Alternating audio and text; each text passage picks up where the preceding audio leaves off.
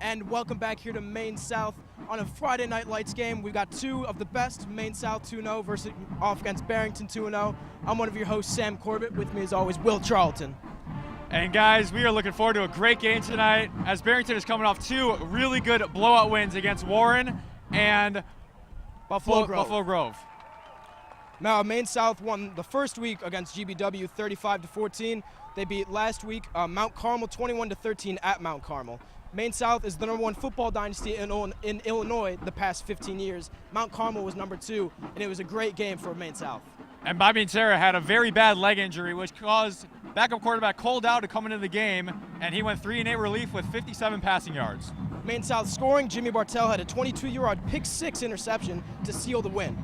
Bobby and Sarah, before the injury, had an 18-yard touchdown run, and he also had a 3-yard touchdown toss to Ryan Kilberg at the catch. Kicker Aiden Carolyn for the Hawks is taking pledges for donations for each field goal made this year. He is doing his pledge for Kick It for Champions. All right, let's go into some keys of the game, Will. Weather, obviously, it's windy, as you can tell. We're up here up on the press box. It's a bit of a cold game, actually. I regret being in a T-shirt, but the wind's blowing towards us, so I doubt it's going to be a lot of passing. Expect a lot of running game. Yeah, it's going to affect both teams tonight, Sam.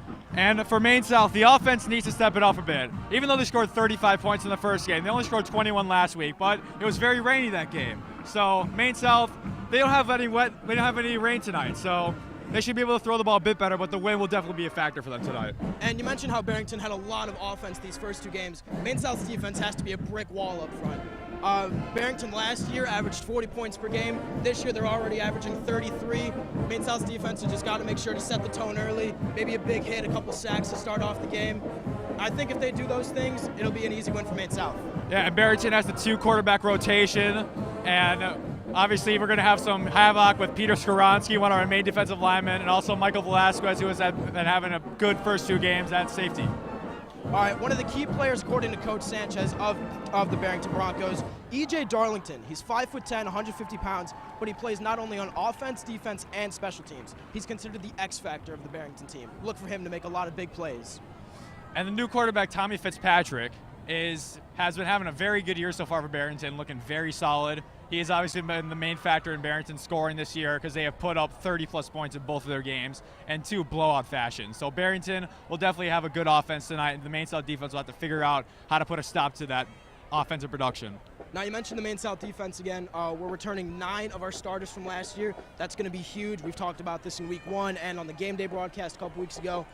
Barrington only has 3 returning starters. How do you think that's going to influence their defensive play? You know, Barrington, even though they only gave up 14 points in their first game against Warren and 0 points against Buffalo Grove, but the Maine South offense is different than those 2 teams because Maine South is the best team that Barrington has played so far this year, and I expect to see the Maine South offense have a good productive night tonight. All right, one more thing, according to Coach Sanchez, the Barrington coach, their running back is returning, and he said that they should look for their running back to be their #1 target. So what do you think the defensive line has to do in order to make sure that their running back doesn't have those huge breakaway runs? Like I said, Peter Skoronsky is one of our main defensive linemen, and we're going to have to find the right holes in the offensive line to be able to put a stop to it because the running back production for Barrington has been very successful so far this year, but I believe our defensive line will be able to put a stop to it. All right, with the win, do you expect – I know I mentioned earlier how we don't expect a lot of passing. What do you expect the stat line is for Cole Dow? Because keep in mind, Bobby and Sarah did have that leg injury, so Cole Dow will be starting at quarterback tonight. In practice this week, I saw Cole Dow focusing on the long ball, so I would be very surprised to see a lot of that tonight due to the win, but I also saw Maine South offense running a sweep play with Michael Velasquez, so I expect to see that a little bit. All right, so expect big nights from Michael Velasquez. Also, because of the wind and because of the long plays that, like you were saying, expect big nights from our running backs, Dan Lazick and Jimmy Bartell. One more thing that I wanted to mention is you mentioned Aiden Carolyn earlier, and we just kind of briefly glossed over him, but I do want to talk about this. So he's the Maine South starting kicker, and for every kick that he makes this year, whether it be field goal or extra point, he's taking pledges and donations and is donating it to, I have it right here, Kick It Champions, which is a foundation that is designed to help fund cancer research. And Aiden came up with it completely on his own. He came to Coach and Sarah earlier in the year, and everybody on the team has just been praising him. I've seen people in the halls saying, like, hey, that's really good of you. And he's just saying, like, I just want to help people out. And for a high school player, that's you got to get some Yeah, credit. I mean, that's amazing. Most pros don't do stuff like that, and that's just amazing. Yeah, I mean, big shout out to Aiden Carolyn for doing this amazing thing. I mean, cancer's a problem that we have not solved yet, and we need to make sure that we can get on it and make sure that we can find a cure. And Aiden Carolyn is one of the many people in this world trying to help it out. So big shout out to him, and hopefully he can make a few field goals for us tonight.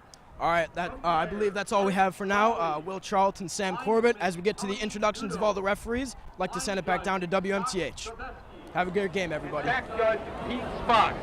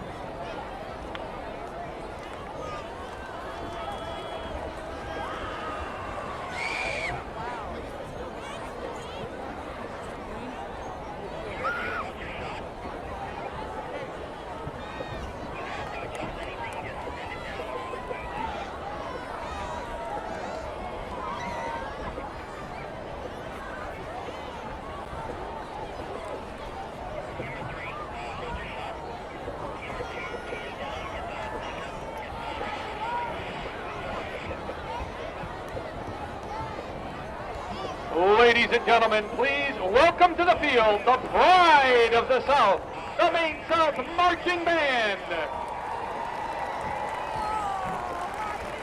Ladies and gentlemen, at this time we ask that you please rise. Gentlemen, please remove your hats. And we invite everyone to join the band by singing our national anthem.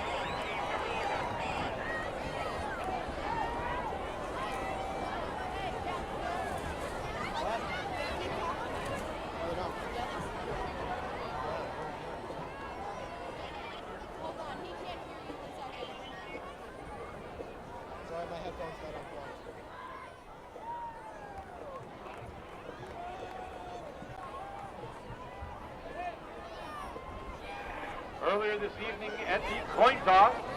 Maine South won the toss. They will receive tonight to start the game. Barrington has elected to defend the north goal.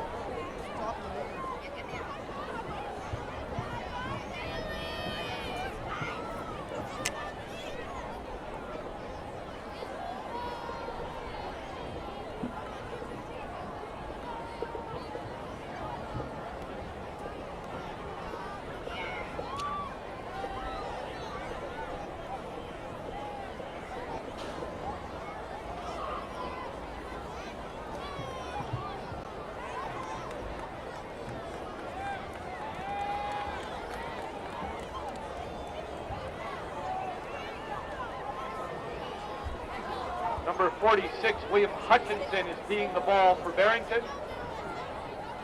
Number 22, Nathan Smith, and 23, Dan Lasik are deep from Maine Field, South. Week 3 of Maine South football. I'm your host, Sam Corbett. My co-host, Will Charlton. It's going to be a great game today. Maine South ready to receive the kickoff from Barrington. And the kick is off. And through the end of the end zone, the ball is going to be marked on the 20-yard line. Goes over and through the end zone for a touchback. Maine South tonight is wearing their throwback 2008 uniforms to honor the 2008 state champs. It is the 10-year anniversary of the state championship team, and we are honoring them tonight, so it is a very special night. And it is also the 8th grade night, too, so we have all the 8th graders in attendance, and it's a great atmosphere here tonight at Wilson Field. All right, Maine South is ready to take their first offensive play of the night. As we talked about earlier, Cole Dowen at quarterback for the injured Bobby and Sarah. And we talked about earlier also about how the run game is going to be crucial. So let's see how Maine South deals with their first play of the game.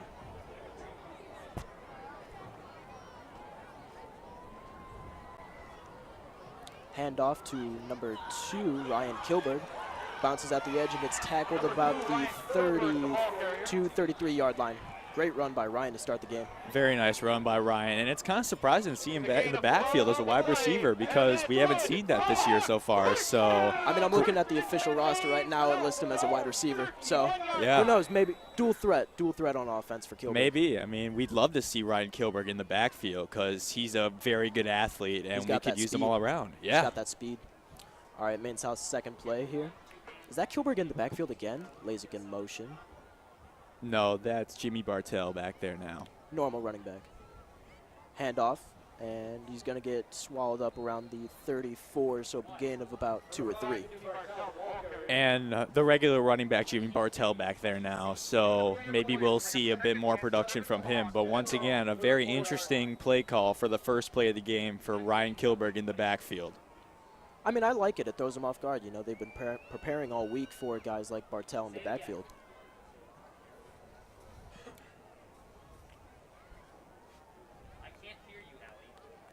Lasik in motion. Handoff to Lasik. Oh, fake handoff to Lasik. It got me. I saw that in practice this week too. Cole Dow was doing the option run, and it was pretty good to see because he was getting good production off it. So I'm looking forward to seeing that tonight. Well, yeah, as we look at the monitor right here, the ball is about an inch off the 40-yard line. So good yardage. Good yardage. Can you hear me? Blitzer. Oh, wrapped him up, and he's going to get stopped around the 42-yard line. A pickup of a first down for Maine South. Handoff to Jimmy Bartell, and we have a first down and another 4 downs for our Hawks. PA announcer got really excited for that first down. Hey, gotta love the excitement. It's Friday Night Lights. Nothing's better than this. No, and plus this is a key game. You know, Barrington last year went 10-1. They lost in the second round of the state playoffs to Minooka, and this team 2 years ago, 2016, beat us early on in the regular season, and we beat them in the playoffs. So they're looking for revenge. Dow scrambles, pocket collapses, and he's gonna. Oh, that's got to be a horse collar. He got wrapped up around the neck and just got thrown down. I mean, Yeah, the referee. That was a violent hit. The referees, I believe they did miss a penalty there. I thought I saw a face mask or a horse collar, but great defense by Barrington getting in there and getting pressure on Cold Owl. Got to give props to them for that. I wasn't able to see who exactly got the sack, but they just came firing through the, as a defensive back, I want to say. Trips left for Maine South. We've got a 4 front for Barrington. One middle linebacker. Pocket collapses again. Dow is going to get sacked again, and another violent hit on Cole Dow. He's got sacked to around the 19-yard line. So that two big losses in a row for Maine South. The Maine South offensive line is just crumpling up right now. We got to start protecting Cole Dow back there better. We're not giving him enough time to get the ball off. Now we're set up for a very long 3rd down, so we'll probably just run the ball and then punt at this point. 3rd and 28, I want to say. That's not what you're hoping for on your opening drive. But, you know, it's early in the game. Let's see how it happens. Yeah, that's not one you see every day. Dow's looking for the signal. And a pitch, and, oh, wow. Tackled, barely a gain. I don't even think he got a gain. By number 90 of Barrington, that is Lucas Van Ness, the junior, 6'5", 250-pound defensive lineman. He got in there quickly. He moved big for a 215-pound guy. Yeah, you know, it was the option play again with Coldell, which I was, once again, I saw in practice, and that one did not work that well that time. But then again, it's not that big of a deal because we did not expect to get much in that play. Maine South about to punt the ball. Michael Velasquez, the new punter, as Bobby and Sarah is injured. Almost blocked, possibly deflected off the tip of the finger, maybe? The punt was shanked. Not that good of a punt by Velasquez. No, I want to say that went out of bounds, so that's going to be a flag. We talked about earlier about how Maine South defense is going to have to set the tone early, and this is the time to do it, especially after a disappointing first drive for the Maine South offense. Very true, and let's see who comes out for Barrington at quarterback. It's going to be Tommy Fitzpatrick to start the game for Barrington. And you mentioned the 2-quarterback strategy for Barrington. I'd like to see how it goes. Personally, I'm thinking of Alabama myself. Fitzpatrick's going to keep it and is stuffed right around the 42, 43-yard line. Yes. And bringing up Alabama again, you have Jalen Hurts and Tua. I don't want to say his last name. I know I'm going to say that wrong. But, I mean, they've been splitting time because teams have to prepare for both, so it's just more stress on the defense of each team. So I personally like this strategy. I like to see how it happens. And I thought Maine South was going to do something along those lines before Sarah got named the Week 1 starter. Yeah, because Sarah and Dow were in a competition the whole summer, but we all thought at the beginning of the season that Dow was going to be the starter, so we all kind of surprised about Sarah. Screen pass to number 7 of Barrington. That is Eric Darlington Jr., E.J. Darlington, and that was the key player that I was talking about earlier, how he plays offense, defense, and special teams. Coach Sanchez of Barrington said that he is their X factor, so expect a lot of more plays to him.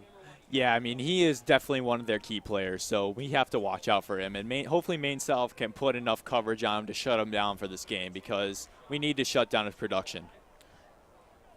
EJ far left, right about the numbers on the Barrington sideline. But it's going to be a run to number 32, and he breaks a couple tackles, and he's going to get around to the 23-yard line. Number 32, Michael Curran, the senior running back, 6 foot, 170-pound man. And he is a man. When I say man, he broke those tackles with ease. Yeah, him and Quinn Kettle are their two really good running backs that we have to pay attention for because they run a 2 running back rotation between Curran and Kettle. So we have to pay attention to that. Hopefully our defense can stop that. It's going to be another handoff to 32. He's going to be stopped by the defensive line, and that's what we're looking for. But, I mean, the defense just has to continuously do that. Yeah, our defensive line has to be able to stop the run because Barrington's run production has been very good so far over their first 2 games. So we have to be able to stop that. Well, keep in mind, Fitzpatrick is new this year, so he's new to the varsity. So we just have to keep in mind that, like, they will rely on the run game a lot. And another handoff, and he's going to break a couple tackles. I want to say to about, what, the 16, 17-yard line? I tell you what, keep handing it off to Curran. He might do some damage. He's doing what a football team needs him to do, get a couple yards every play. Yeah, hopefully he can get the big 3rd down stop so we can force a field goal here. Oh, potential. Yeah, that's going to be offsides. Got us on the hard count.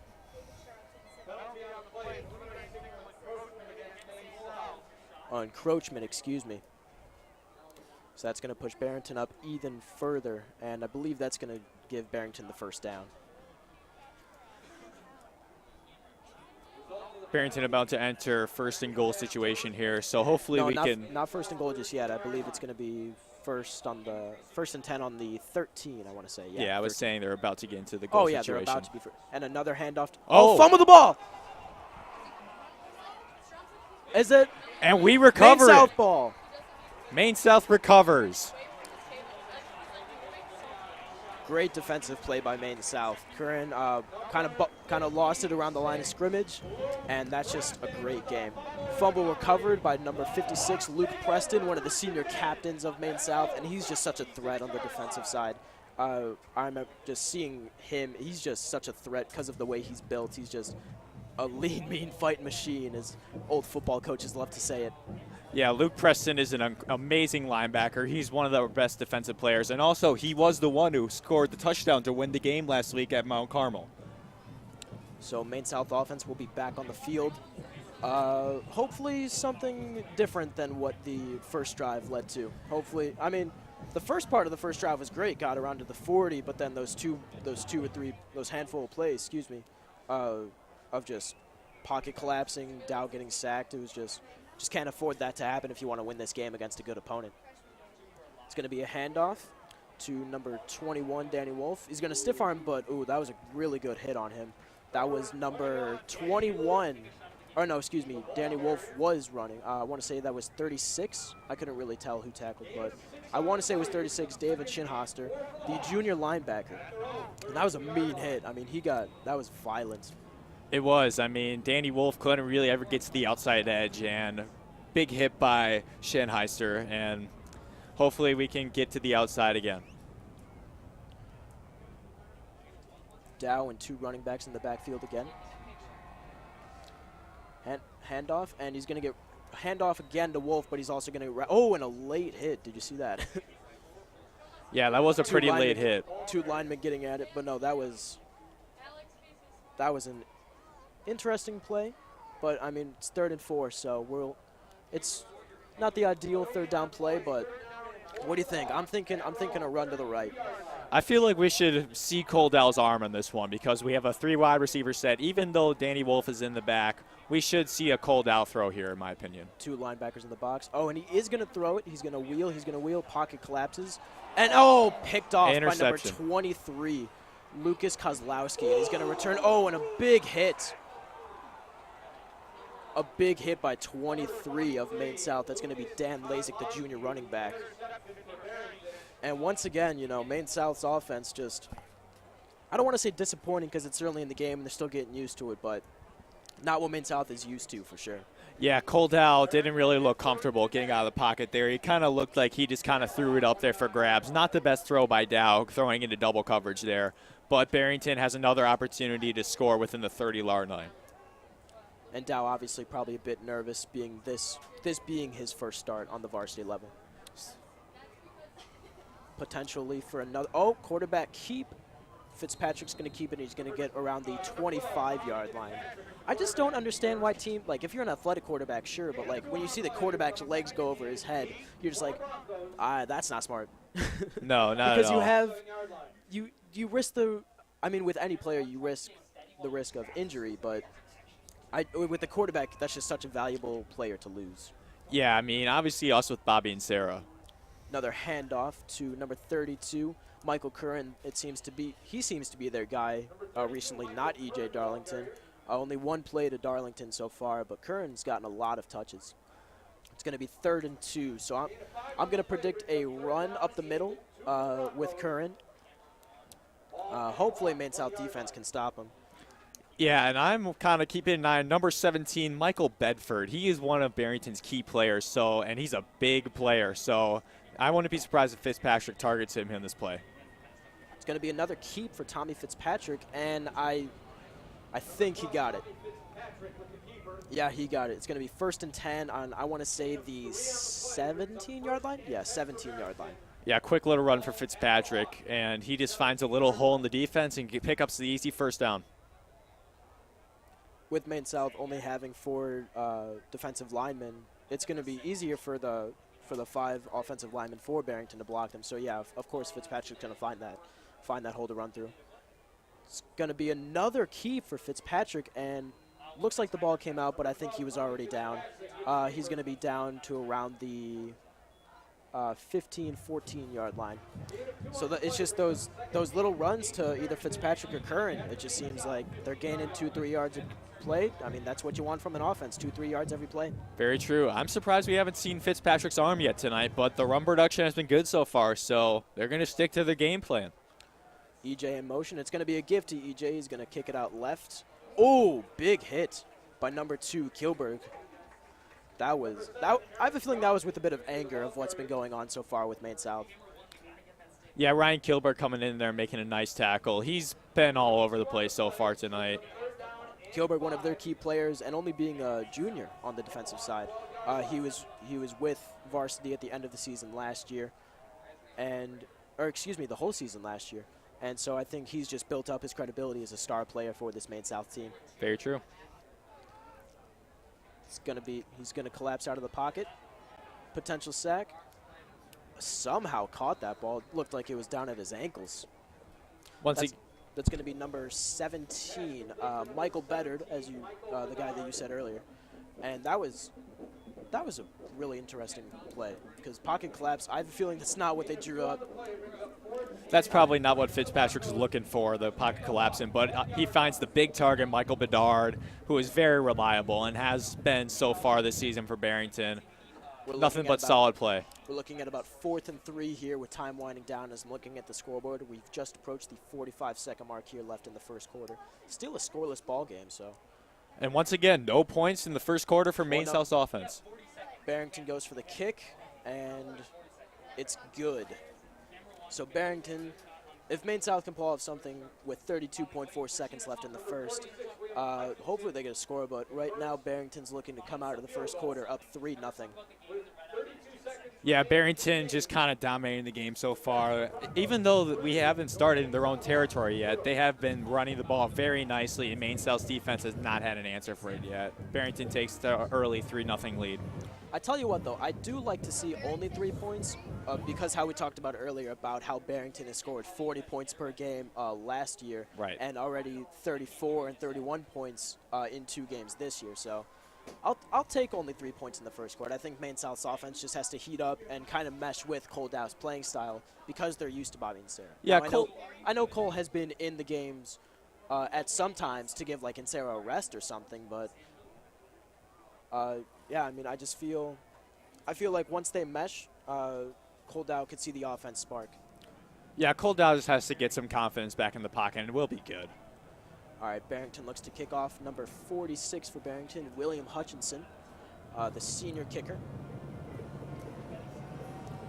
And the kick is up. Back of the end zone again. Strong leg for Hutchinson. Another big boom for the kicker for Barrington, William Hutchinson. Maine South offense back onto the field. 32.4 seconds left here in the first. Who knows, maybe Hail Mary, even though it's the first quarter. Tricks up the sleeves from Coach Dave and Sarah.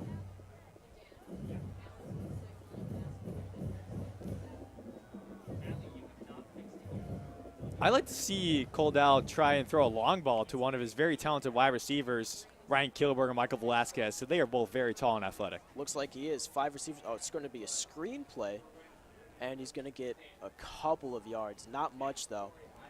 And I don't even think he got out of bounds, which is going to be very disappointing. Clock is still winding down. We've got 20 seconds left. And was that Jimmy Bartell? Jimmy Bartell, yeah. I couldn't tell if it was him or Wolf, but I mean, it seems like one of those 2 guys is being targeted every play. Yeah, we've seen mostly Bartell and Wolf in at the running back so far. All right, and I believe that's going to be it for the first quarter of play here at Wilson Field. 3-0 Barrington after 1.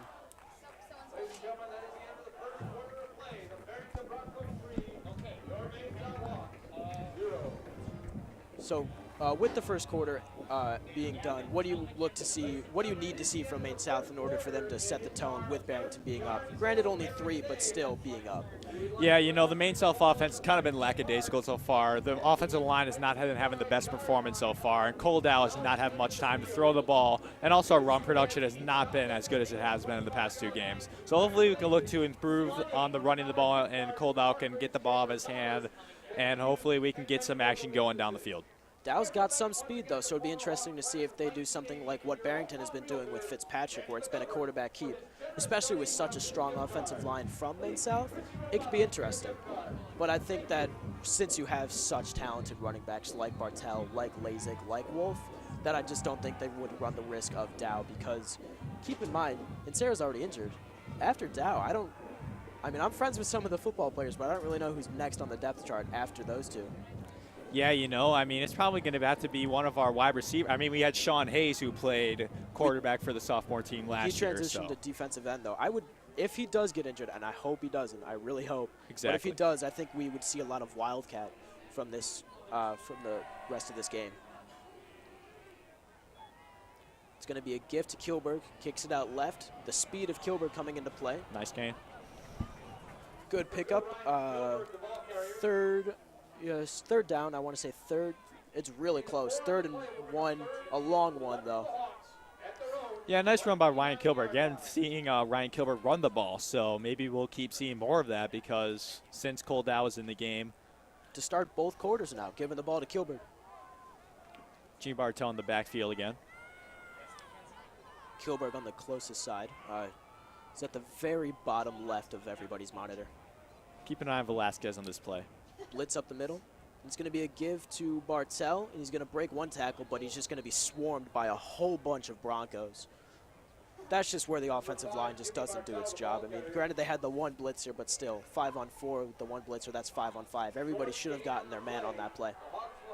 I'm not the biggest fan of the run on 3rd down there. Even though it was a very short 3rd down, we could have found a way to pass that ball, because I feel if we do a screen play, the wide receiver can get a 1st down very easily. But once again, the run just not working for us that well so far. 4th and 1, Coach Insera is going to opt to punt. Michael Velasquez back there to replace the injured Insera. Hopefully Velasquez can have a good punt this time, because his last punt was not very good. You mentioned how it was shanked. I think it was tipped, but who knows? Hopefully it's a better punt now. That looks like it's a much better really one. Good punt. Much better one. Fair catch by number 7. The man who does it all, according to Coach Sanchez of Barrington, E.J. Darlington. I was wondering if he was going to be a gunner on kickoff for special teams, but apparently he's just the guy to return all the kickoffs and punts. Yeah, he's definitely Barrington's main player, because Barrington relies on him for so much, and he's just been doing a lot so far this season for them. All right, Maine South's defense back onto the field, and only getting 3 points allowed on them the first quarter. Hopefully we look to see more of that. They did a good job, but it's the offense that needs to wake up. The defense is doing their part. Yeah, the defense has to find ways to close in on the running game, because Fitzpatrick in the running has been able to get some holes. It's going to be another give to Curran. He got wrapped up, I want to say, after a 5-yard gain. It was a good run. He hurdled one guy, it looked like. He did, and another nice game for Barrington on the run. Kind of upset I didn't scout as well. I had everybody talking about E.J. Darlington and Tommy Fitzpatrick. I didn't even think to mention Michael Curran. Yeah, Michael Curran has been nothing but solid so far for Barrington, just picking up the yards needed. Curran back in the backfield again. It's going to be another give, and he's going to get 3-4 more yards potentially. I tell you what, you keep doing that, you'll get a job in the NFL. 3-4 yards every play. That's what they're looking for. Hey, we're just talking about high school, though. They have a long way to go to get to the NFL. Bright futures for Friday Night Lights. Absolutely. 9.5 minutes left in the second quarter of play on a 3rd and 4 situation.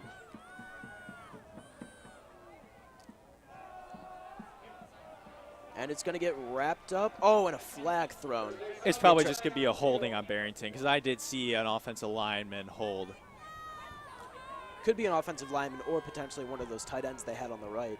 I remember when I used to play football and I went on offense, I was a tight end, and there was just a lot of tight ends not knowing the rules of linemen and what they're allowed to do.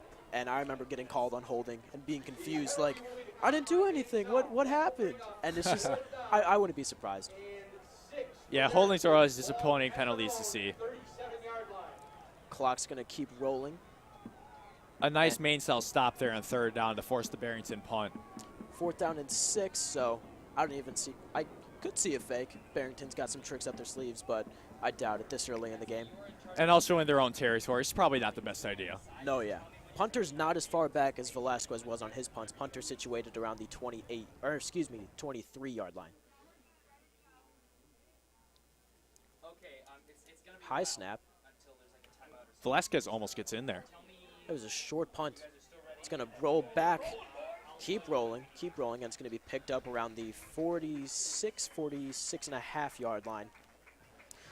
So, yeah, in terms of special teams, seems like Maine South has actually had the upper hand, even though the Barrington kicker did make that field goal. Hopefully we don't see Velasquez out there punting a lot more, but if we do see him, at least that means he's getting a lot of yardage downfield.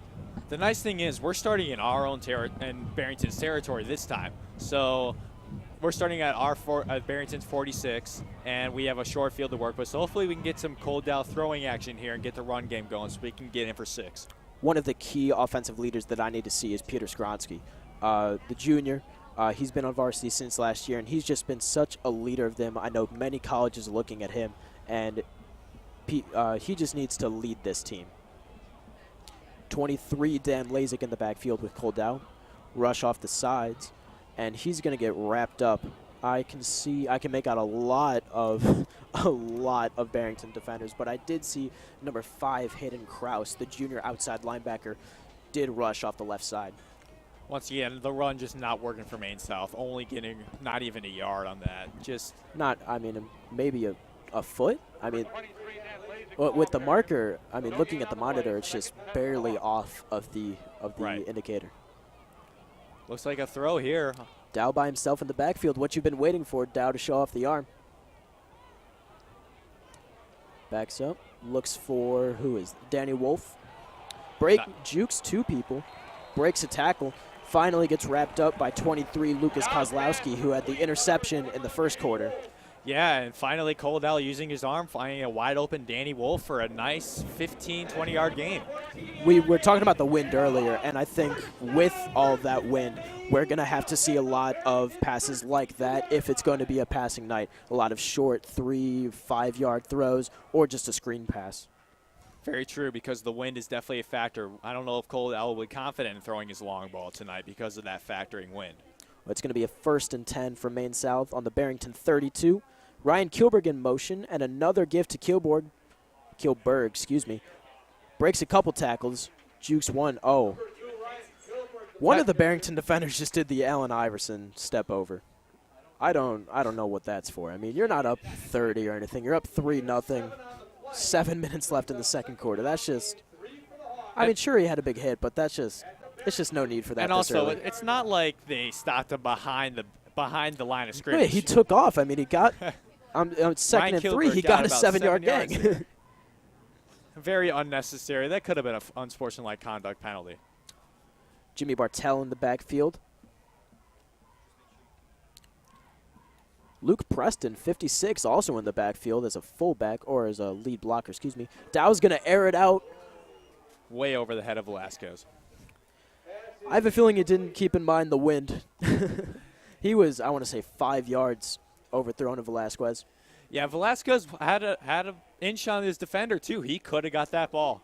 Velasquez does have the speed. He also runs track here at Maine South, so very true. We know he can beat a lot of defenders. Yeah, he's a very fast runner. If you get behind him, you are in big trouble because Velasquez does go fast. Going to have Bartell on the right, number 22 of Maine South. That's going to be Nate Smith, the junior, on the left. It's going to be a give to 23, Dan Lazik. The other junior is going to get wrapped up by 4 or 5 defenders. One defender that I can see is number 36, David Shinhoster, who had a tackle earlier. Yeah, another tackle by Shinhoster, and he's kind of been everywhere on the Barrington defense, and he is playing cornerback, so it's not easy for him to be getting in there on the run plays. I don't know if everybody at home can pick up what the PA announcer is saying here, but it's obviously going to be a Hawks first down, 1st and 10 of the Maine South on Barrington's 19-yard line in the red zone. It's going to be another give. Oh, excuse me, it's going to be a Dow keep. Oh, and that did not. Well, remember how I was talking about earlier about Fitzpatrick with his feet going over his head? I mean, that just looked like a violent collision with Dow's face mask to the ground. Yeah, once again, we got to watch out for that because we do not need another quarterback injury, considering Bobby and Sarah, our starter, going down last week at Mount Carmel. And if Cole Dow goes down, we probably might have to see Sean Hayes, who was the starter for sophomore last season. But obviously, we're hoping that doesn't happen. It's going to be 23 again in the backfield. Screen pass to Dan Lasik, and he's going to get wrapped up by number 36, Davon Shinhoster again. So 2 really good plays by Shinhoster. Once again, Shinhoster getting in there, just shifting around all over the defense and staying on his man, getting a nice tackle. Third and long. It's going to be a loss of 3. 3rd down and 13 from the Barrington 22. Got to see Dow air it out here. 2 receivers on the left. Lasik again in the backfield. And that's going to be Velasquez on the right. He's going to wheel out of the pocket. He's going to air it out to throw. And, oh, almost picked off. Underthrown by Cole Dow, looking for Kilberg in the corner of the right-hand end zone. And just not another good possession for Maine South in terms of yardage.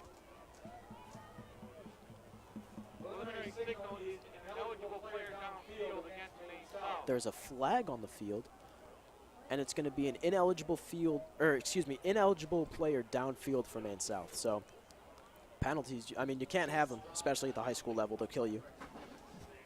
Yeah, and that's just a costly 5-yard penalty. I don't know if Barrington's going to accept that or not, but they probably will since Maine South's going to have to go for it. This is out of Aiden Carolyn's range. I've seen Carolyn make some field goals, but with farther than this. But with the wind, I just don't see how it'd be. I mean, he could do it, maybe add to that donation fund that we were talking about earlier. But with the wind, you don't want to risk it. I think you have to go for it, unfortunately. Yeah, you are going to have to. And all of a sudden, that brings up a 3rd and 17 for Maine South. So they have 2 tries to get to the 10-yard line. Hopefully, Dow just airs it out and scores a touchdown right here. That'd be no nice. Receivers in the backfield. Everyone's. I don't know what happened there. I was just going to say, I have no idea what was going on right there. Was that a timeout called by Barrington? It looks like it was. Yeah, Barrington timeout here. Very First interesting timeout by Barrington there. I don't know if it's not icing anybody, so that's interesting, especially because, you know, it's midway through the second quarter. I have a feeling it's just their defense was confused because it did not look like a regular formation. No, Maine South did have 4 wide receivers and no one in the backfield, so maybe there was a safety out of place or quarterbacks out of place. Offensive coordinator Coach Bliss trying to get the attention of Jimmy Bartell, who potential to get the ball to him, but on a 3rd and 17, he'd have to really turn on the burners.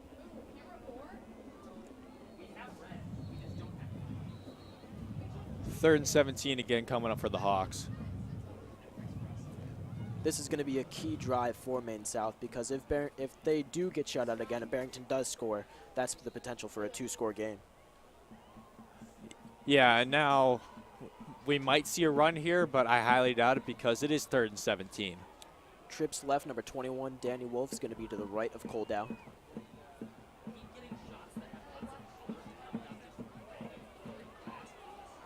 Pocket's going to collapse. Nice throw. And it is going to be to Bartell. Breaks a couple tackles. Oh, and a big hit.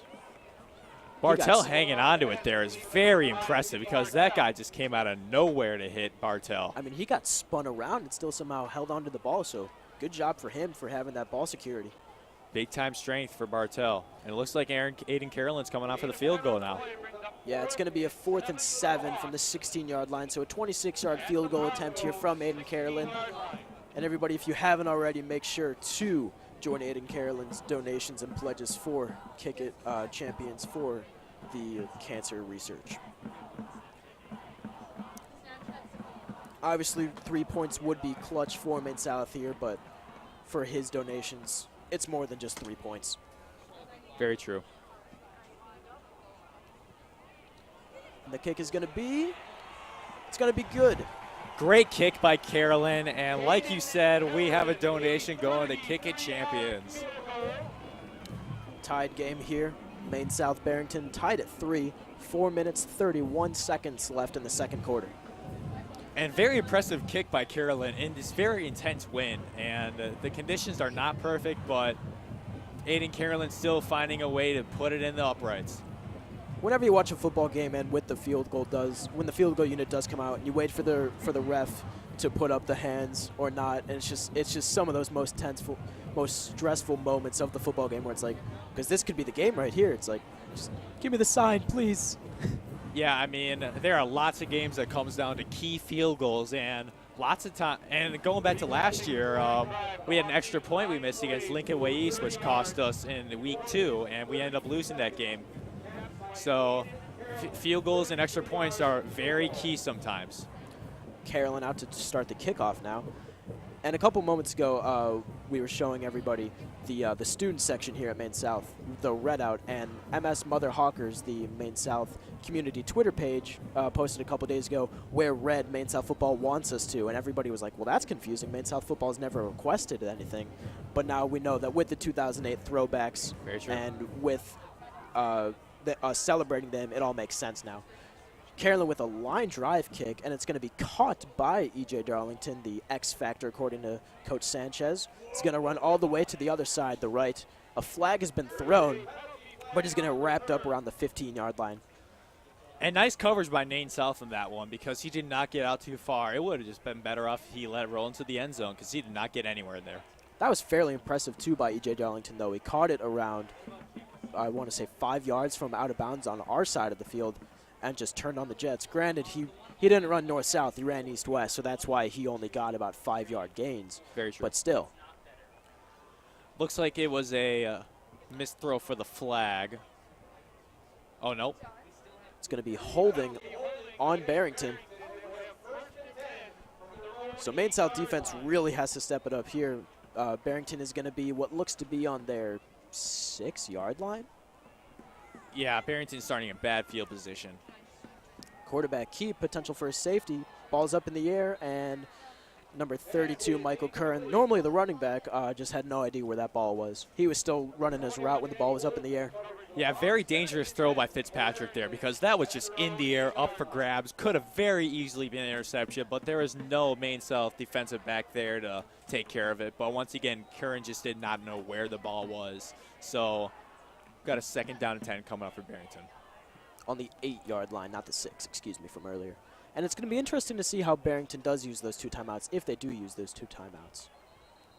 Interesting formation, interesting movement, excuse me, by number 32, Michael Kern. He ran, so he was set up on the left of Tommy Fitzpatrick, ran straight back into the end zone and just cut left. I don't know what the plan was there, but yeah, it's an illegal motion on Barrington. Illegal procedure. I was going to say, I've never seen that before in a football game. So another penalty.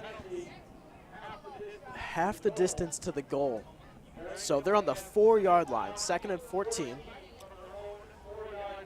Yeah, it's very tough for Barrington at this point. Hopefully Maine South can sack Fitzpatrick in the end zone for a safety because that would be a big 2 points for Maine South and then gain the ball back to try and score to close out the half. At this point, you got to see Bartell or Wolf, Kilberg, even potentially Preston, some defensive back blitzing. Got to get something going. There will be a blitz. He's going to air it out down the field, and it's going to be tipped around and great coverage. Dropped. Great coverage. Great coverage by Brian Berry there. Fantastic quarterback coverage. Great tip of the pass by Brian Berry. E.J. Darlington, obviously one of the faster guys of Barrington, and Brian just stuck right with him. That was great defensive coverage. It was a good throw by Fitzpatrick, too. Only a tiny bit behind him, but Brian Berry just there to break up the pass. Number 85, Brian Brown, subbing into the game as Maine South defense on the defensive line. He's going to be the left end, potential for a faster guy on the side. Quarterback keep, he's going to air it out, and it's going to be, looking for Darlington again. He was double coverage that time too, but Darlington tripped around the 35-yard line. Another incomplete pass, and that's going to bring a 4th down for Barrington. 4 minutes left here. So listen, 4 minutes left, 4th down, 14 yards to go on Barrington's 4-yard line. Barrington going to be forced to punt in a very dangerous situation here, because if it's blocked and it goes out of the end zone, that's Or a if safety. it's a bad snap. Or if it's a bad snap. I mean, you have a very good possibility, because you can't line up too far back for the punt right here. Handful of potential ways for Maine South to capitalize on a Barrington mistake. And Maine South should have very good field position after this punt. Their punter's about halfway in the end zone. It's going to be a short snap, so it's got to be awkward for that kicker. Very true. Or punter, excuse me. Almost blocked. And Maine South is going to have great field position. Not even going to be inbounds at all. They're going to go straight out of bounds. Yeah, Maine South's going to start there at Barrington's 29, so hopefully we can get some points on the board before halftime here. This is going to be a key possession here for Maine South. 4 minutes left, tied game at 3. I think if you can put up a touchdown, make the score 10-3, that'd be a clutch way to either go into halftime or to have Barrington have the ball with like 30 seconds left maybe. And I mean, 30 seconds left, a lot can happen, but with the way Maine South's defense has been acting, I doubt anything will. Yeah, we've only let up 3 points so far, so 30 seconds of time for Barrington would not be enough, in my opinion, to be able to go down the field and score, unless there was a really good kick return or an interception or something that could give Barrington good yards. It's going to be a handoff to Lasik. Oh, wow. That was an interesting tackle. It was. By number barely got him. 90. That is Lucas Van Ness. And he's definitely their biggest lineman, for sure. I remember walking around earlier just trying to get everything set up for the broadcast, and he was a foot taller than everybody. Yeah, he's very tall. I mean, only Peter Skoronski is as tall as him, and that's a good matchup because you got a 6'4" guy against a 6'5" guy, so Van Ness listed at 6'5", 215, so a thin guy for 6'5", and he's not even guarded. Oh, good block for him. Somebody's lost their helmet. Number 55. Sean Kelly lost his helmet on the play, the center. That's never a good sign. No. He was still running after him, too. He still wanted to be a part of that play. Hey, I love the persistence. Says something about Sean as he comes out to go fix the helmet. Number 58 coming in from Billy Coyne, the backup center. There is a flag on the play. It's going to be holding against Maine South, so from 2nd and 7, they're going to walk it back. We're going to erase that nice game by Cold out there. Going to redo second down there.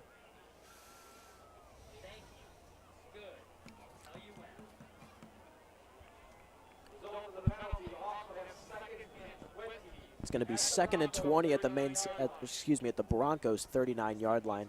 3 minutes, 19 seconds left here to play in the second quarter. Yeah, that 10-yard penalty just kills Maine South. Putting them an extra 10 yards back, just not going to help Cole down the offense at all. Number 5, Jimmy Bartell in the backfield. Screen play to number 23, Dan Lasik. He's going to kick it out. He's going to juke a couple people, but just get swarmed violently by a couple of Broncos defenders.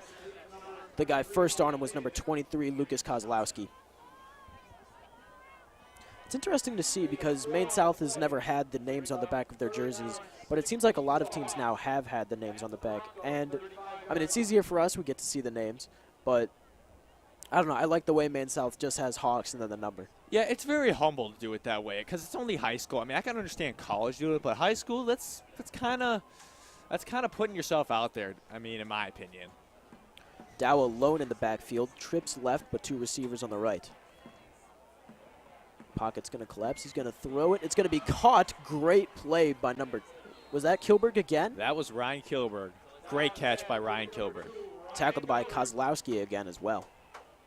But it is 4th down, and Maine South is going to have to go for this because this is going to be a very long field goal for Carolyn. It's going to be 4th and a long 4 on the 23-yard line.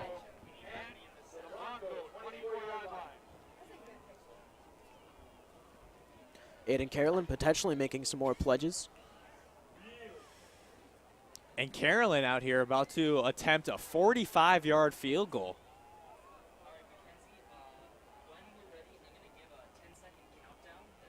This is going to be an interesting one. A lot of pledges should be made if he makes this. And it's going to be good. That's good. It's going to be waiting for it. Nope. So close. So close. The perspective of us here in the press box did look like it went in, but you saw what the refs saw. Yeah, I think it did actually go a little bit short, but it looks very close. It looks Good promising attempt. from up here, that's for sure. It did. A minute 28 here left before halftime. That's enough time for Barrington, but they have only been using the run, so I don't know if that is going to help them out in this situation. I tell you what, Barrington going from 40 points a game, and I know we keep talking about it, 40 points a game a year ago, to just 3 in the first half here as of now. Nice play by the Maine South defense there, not letting Tommy Fitzpatrick get much, only picking up about, he actually did get about 6 on the play, but. First guy I saw on him was number 50, the senior, Ethan Leach, on the tackle, but he wasn't the only guy up there. A lot of Hawks were swarmed around him. Yeah, nice play by Leach there. Fitzpatrick alone in the backfield, trips right, but 2 receivers to the left. He's going to roll right, and he's gonna run it himself, and I believe he got the first down. He did get the first down, but still, Maine South stopping him before he can get much after that. 52.1 seconds left here. Because Brian the chains are moving, the clock has stopped for a moment. Leach is going to come out of the game for the faster Brian Brown. He seems to be their key guy. He seems to be their fast defensive lineman. It's going to be that's an picked off. interception. Picked off by number 56, Luke Preston. Keep running, big boy. Luke Preston with another very clutch interception, just like last week against Mount Carmel. But here it's at the end of the half, so hopefully we can get a touchdown here and go up 10-3 at halftime. Somebody just got shoved down celebrating. That's number 6 from Maine South, just got knocked down, Charlie Romano. I saw Cole down on the sidelines right after the pick 6, hyping up the offense, saying, let's go, we need to get this score. 38 seconds left. It's going to be on the Barrington 23-yard line, so expect at least a field goal, hoping for a touchdown. Yeah, worst case scenario, we get like about 10-15 yards, and this set up for an Aiden Carolyn field goal. But a touchdown would definitely be something we'd like to get here because we need to get in the end zone because neither team has yet, and we need to get some scoring going. Looking like the Thursday night football game of Philadelphia and Atlanta, not a lot of offense to start. Yeah, I mean, that's a very good comparison. Very defensive played game so far. Hurry up offense. Number 22 is going to roll. Dow is going to get wrapped up, but breaks the tackle. 37 chasing him. And, a flag thrown. More than likely, since it is in that area, it's going to be a holding against Maine South. But it was a nice run by Dow. Cole Dow had a nice run there, but still, and a player is down on the field.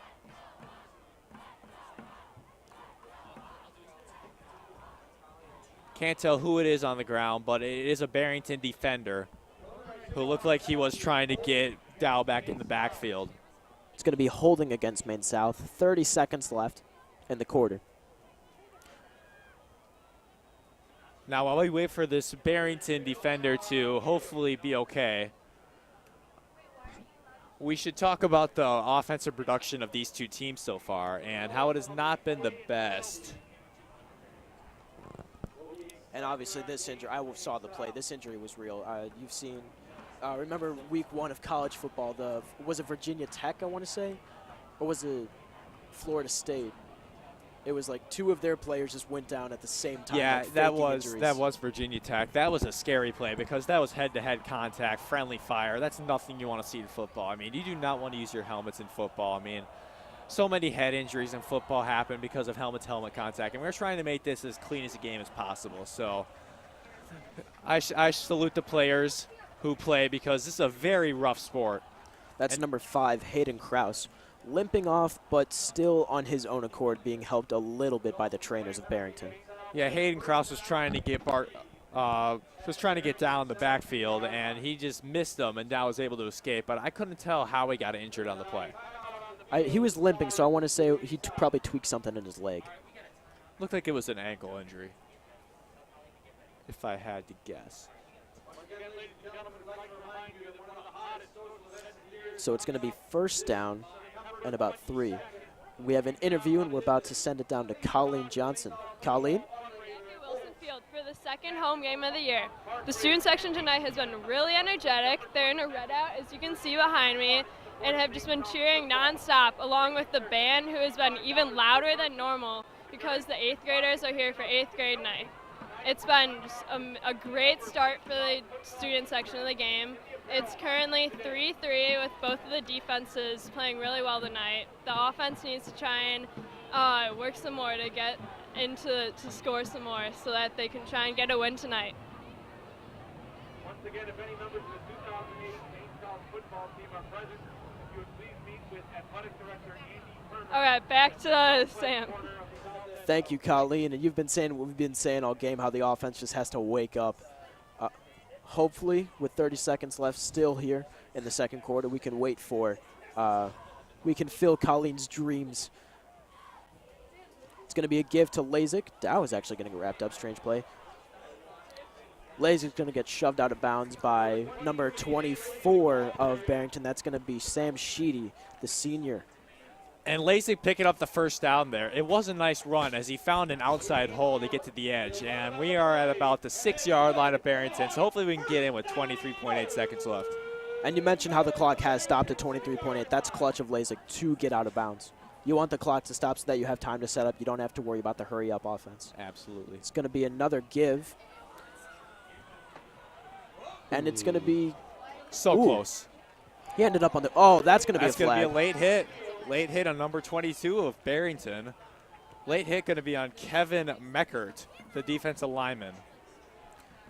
The nice give to Kilberg again. And, I mean, he's got that speed, so it makes sense. But, I mean, that was just a late hit on Kevin Meckert. And another nice run by Kilberg. I mean, we've seen that 3 times now tonight. And now that we're basically right on the goal line, I mean, we should be able to get it in for 6 here. Maine South hurrying up to the line. All of the fast running back options for Maine South, or even potentially a Cole Dow just diving. Yeah, I mean, we are at the 1, so I wouldn't be surprised if Cole Dow just dives in here. Maine South is about on the 1.5-yard line. Luke Preston again in the backfield. Jimmy Bartell also with Cole Dow. He's probably going to try and fill in a hole. It's the give to Bartell, and he's going to get wrapped up. It's going to be a, wait for the signal from touchdown Maine South. Jimmy Bartell with 13.8 seconds left. There we go. That is the definition of key here. 9-3 Maine South. There we go. Great run by Jimmy Bartell, just getting it into the end zone. And we got to love it because now we're up 9-3. The extra point will put it up to 10-3, and we got to love having the lead going into halftime. Colleen's dreams have been filled. The offense has woken up. 13.8 seconds left here until halftime. Carolyn about to kick. Potentially more donations coming his way as the extra point. And that is going to be good. So 10-3 Maine South with just under 14 seconds left to go here before halftime. Gotta love it. Taking the lead just before halftime, 10-3, and now we are in the lead for the first time this game tonight. A great run by Bartell. He got spun around twice, a lot of contact before scoring, and it seems like he almost dove to get in. And that was just a great all-around athletic run by Bartell. Yeah, and you know, Bartell was just all over the place in that run because like he was just trying to find the open hole, just trying to get in the end zone, and the hard work getting through the defensive line worked out, and we got 6 or on the 7 sideline since right Carolyn now. made the extra point too. On the sideline right now, Preston is kind of shaking that right leg, so that'd be interesting to see how they treat it during halftime. Yeah, I mean, I'm kind of seeing that too. Preston does look a little shooken up there, but hopefully he'll be all right. Aiden walking back to kick it off again. And with the way the kickers have been doing, it'd be interesting to see if they do bring it out. What? Okay. And the kick is up. It's going to be kicked to the right side. E.J. Darlington again, he's going to bring it out, and he's going to get tackled by number 12 of Maine South. That's going to be Sean Hayes, the potential quarterback if Cole Dow does get injured. We got to stop talking about Cole Dow getting injured. That's bad luck. That's bad karma. 8.4 seconds left here for the Barrington Broncos to do something on offense. They'll probably expect a long toss. if they do want to tie up the game. I'm expecting just a quick run, then we'll go into halftime because they do get the ball to start the second half. So, I mean, I'm not expecting too much, but we do have Ryan Kilberg back at safety just in case. And there's the knee. That's going to send us to halftime. 10-3 here, Maine South, as they run into the locker room at halftime. Not as much as the scoring as normal here.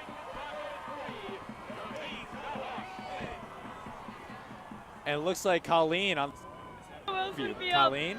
In wake of localized flooding last year, there was Labor Day weekend. There was a lot of flooding, and the store, and the school, oh my God. There has been a lot of rain so far, and it lasted for about 30 to 45 minutes, and about 2 inches fell. There was 2 cars stuck in the water, and a member of the dive team was available just in case any need for them was necessary. Back up to Sam and Will.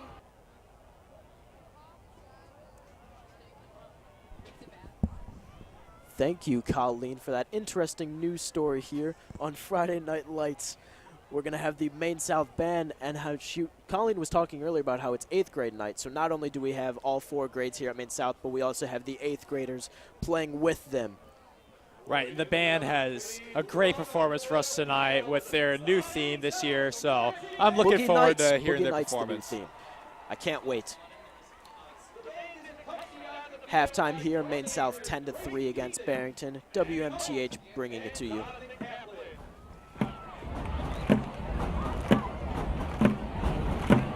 The band show this year is titled Boogie Wonderland and features the music of Earth, Wind, and Fire. The group was founded in Chicago in 1970 and spanned the musical genres of R&B, soul, funk, jazz, and disco.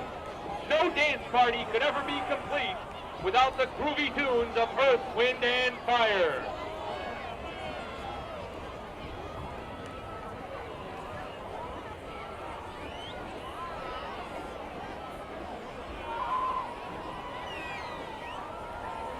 The band opens with the 1979 hit that was also featured in the movie Drumline, In the Stone.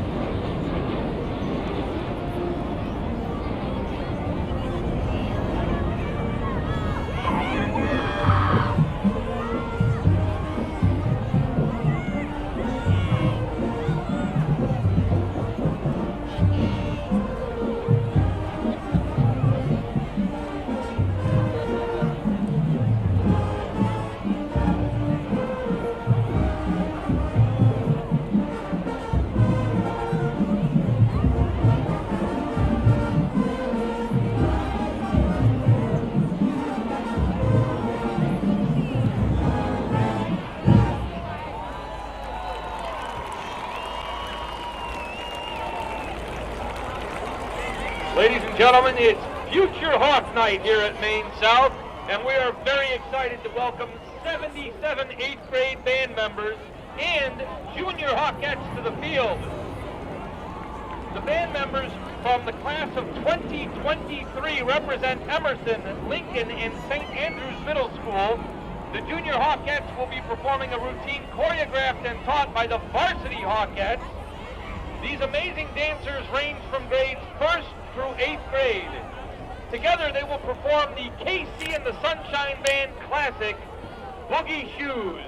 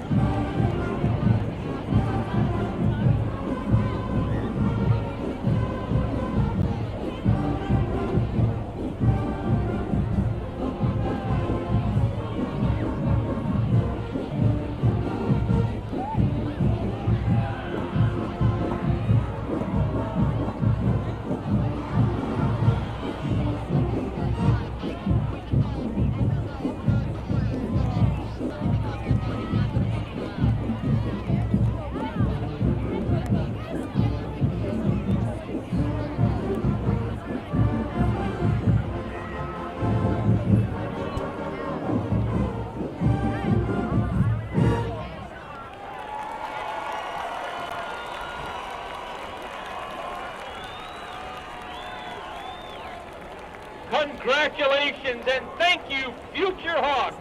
We can't wait for you all to join us here at Maine South in a couple of years. Thank you.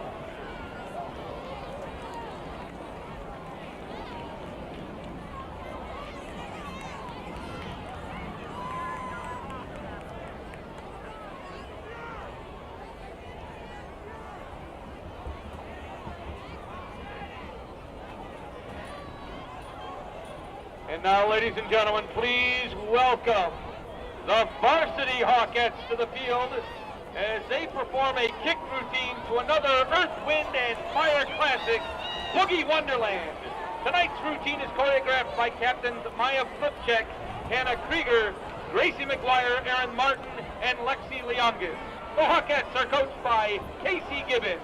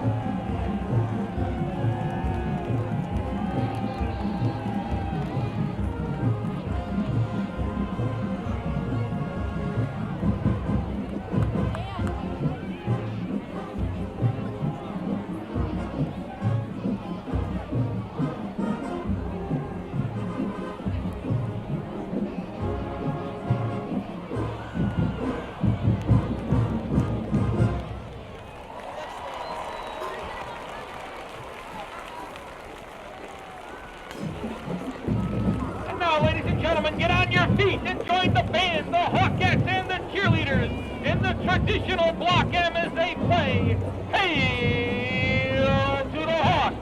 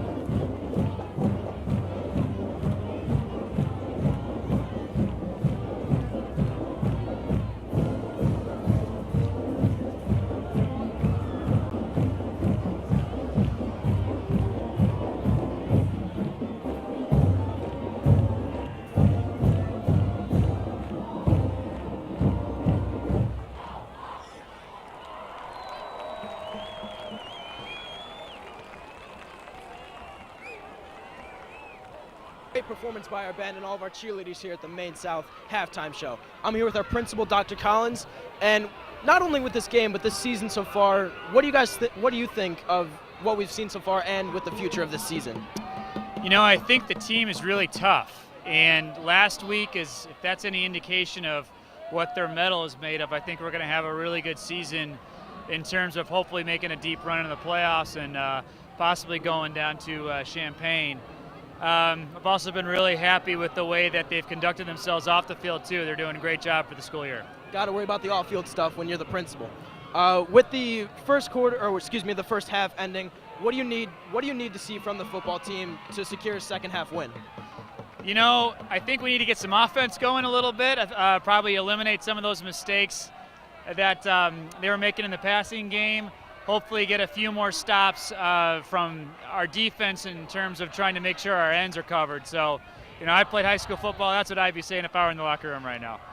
MS Mother Hawkers, which is the community-based team that coordinates all the all the red outs and everything. And this week it said something where it was a bit cryptic, you know, where it said MSFB wants the students to wear red out. And everybody was confused, like they've never wanted a theme like that before. And obviously this week we're celebrating the 2008 state football team, and they're bringing back the 2008 throwbacks with the red. What do you guys think, or what do you think of the throwback uniforms? I think they're great. I mean, I love it anytime they mix the uniforms up, and I actually got to see the guys inside the field house get them displayed with the 2008 team come back, so that was really special, really cool. They wore black today, so it all threw us for a loop. And my final question for you is, what do you think of the student section so far this year? Oh, man, big upgrade. I think they're doing a great job. We've got some really great leaders, and I think we got some cool stuff coming down. We might have a DJ the next game. That's what we're working on. We'll see. I might have to dust off some of my decks, but we'll have a good time. A DJ, according to Dr. Collins. That's all for you guys. Thanks.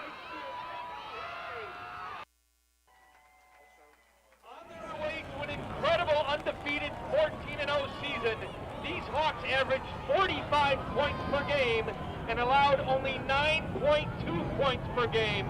Wearing their red uniforms throughout the playoffs, your Hawks outscored their 5 opponents by 26.4 points per game in winning the first of 3 consecutive 8A championships. These 2008 Maine South Hawks finished the year ranked number 1 in state and number 21 in USA Today's national ranking. The 2008 team was highlighted by Parade All-American quarterback Charlie Goro, All-State tackle Zach Tim, All-State running back and linebacker Matt Perez, and All-State tight end linebacker Tyler Benz. The captains of the 2008 team were linebacker Nick Catino, linebacker Corby Ryan, wide receiver, quarterback, and kicker Joey Orlando, guard and defensive tackle Mike Cooney, tackle and defensive tackle Zach Tim, and nose guard Dimos Tingas. Ladies and gentlemen, please put your hands together and salute on their 10th anniversary, your 2008 8A state champion, Maine South Hawks.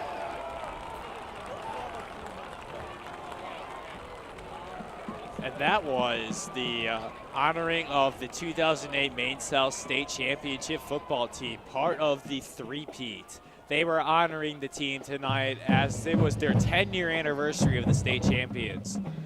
And the team, as they now come back onto the field, are just meeting their predecessors and wishing them the best of luck throughout the rest of the season. And it's just great to have these guys back out here after 10 years of winning their state championship. And they just had to feel so happy about being back in Park Range and Wilson Field, because the atmosphere is so great for Friday Night Lights. I mean, it doesn't get better than this, but yeah, Maine South, it's the 10-year anniversary of the 2008 state championship team, part of the three-peat once again, and it's just great to have them here. Get a few minutes for the second half.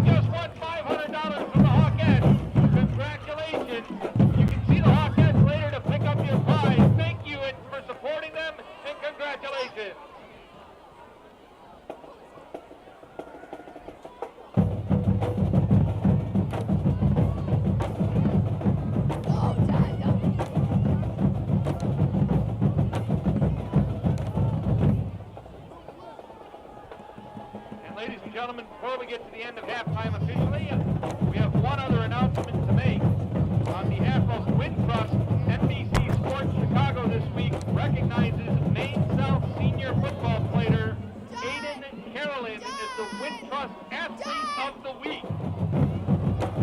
Aiden Carolyn is dedicating his season to childhood cancer research as part of the Kick It Championship program and has taken pledges for each kick he makes.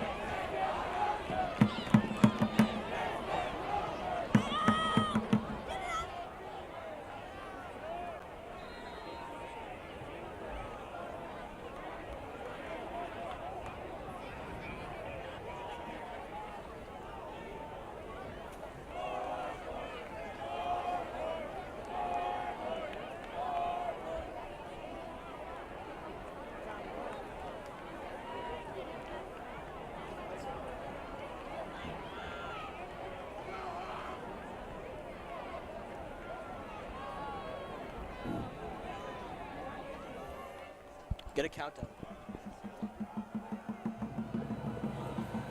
Start of the second quarter here as second half, excuse me. Aiden Carolyn kicks it off. It's going to be received at about the 12-yard line. He's going to find a burst of speed, and he's going to break a lot of tackles. Put on the Jets, and that's not how you wanted to start the second half. A kickoff return for Barrington for a touchdown. Great way to start the second half for the Broncos, but not very good for Maine South. No penalties on the play, so that means it is a clean touchdown for the Broncos. And all of a sudden, we're probably going to have a tied-up game here. None other than E.J. Darlington on the return. Of course, that X factor. Once again, just all over the place, E.J. Darlington. I mean, he has been doing a lot so far tonight, and I guess that production is not going to stop. So much for the momentum coming out, especially after the touchdown.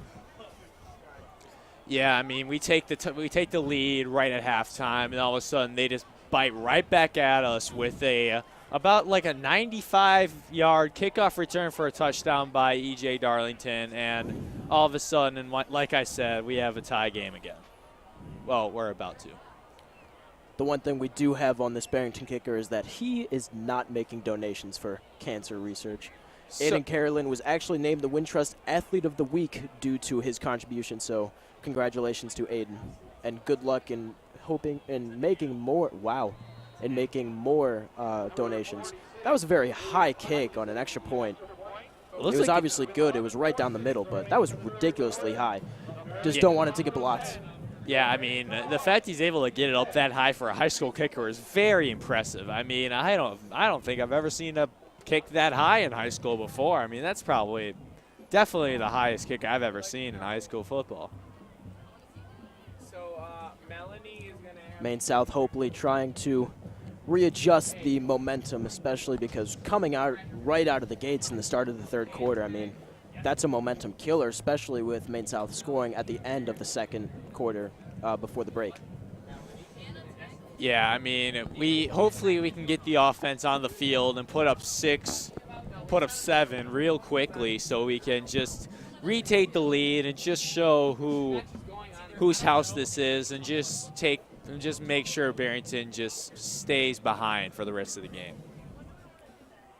Number 46, William Hutchinson, back to kick.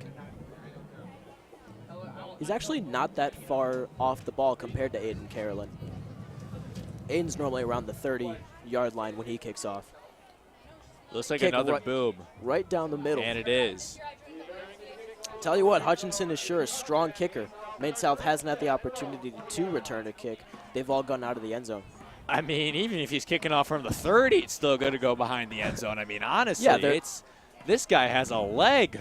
It's very impressive, especially considering, I mean, Hutchinson, he's a senior, so he does have that experience, but still, an 18-year-old being able to kick it that far, that's highly impressive.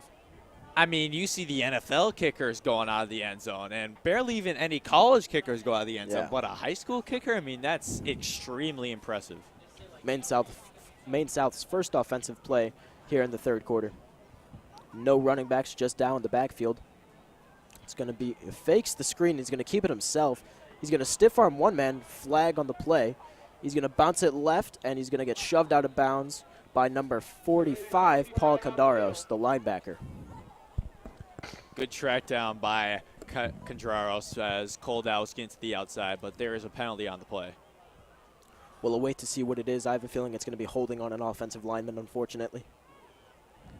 That's what I'm assuming, too. And no, it is on Barrington. Potential for head-to-head. The referee signaled to the top of his head.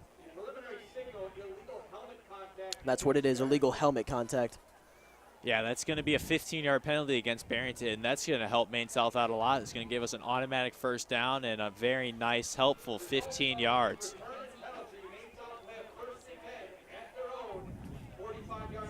They're going to be marked at about the 45 and a half yard line after that penalty play. Once again, Cole down in the backfield. No running back, so it's obviously going to be a passing play unless if it's a draw. 4 defensive linemen. Screen play to Jimmy Bartell, number 5. Big gain, but also a very big hit. About 3 Barrington Broncos got on him. One of the first guys I saw get on one was number 24, Sam Sheedy, the senior defensive back.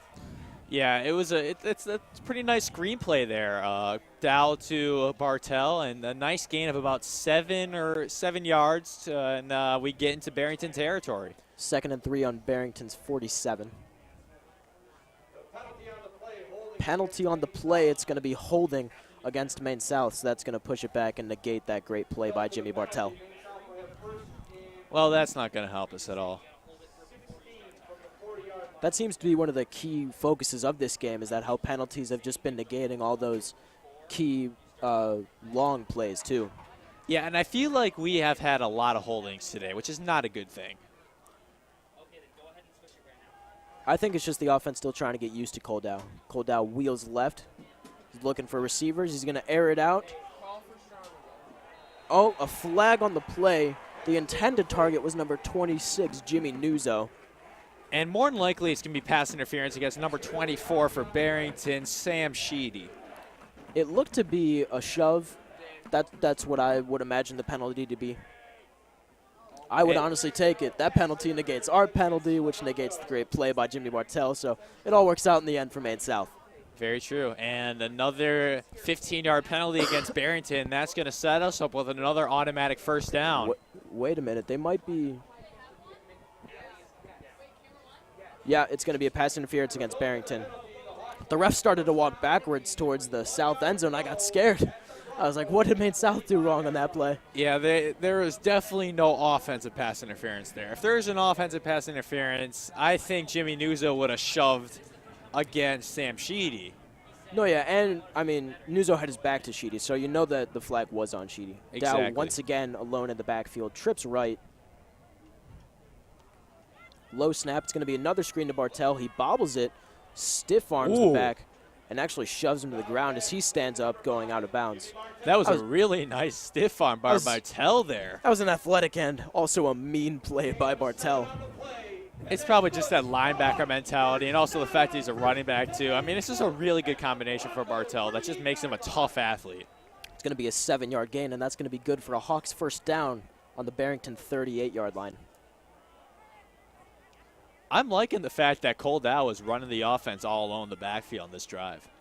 They really seem to put a sense of, like, a trust in him. But it's actually going to be a give to Lasik on this play. Going to kick it left. He's going to be, he actually avoided the tackle, but he was out of bounds. The tackle was made by 23, Lucas Kozlowski. That was kind of close to a face mask. He got very close to the helmet area, Kozlowski. Both his arms were, like, wrapped around Lasik's helmet.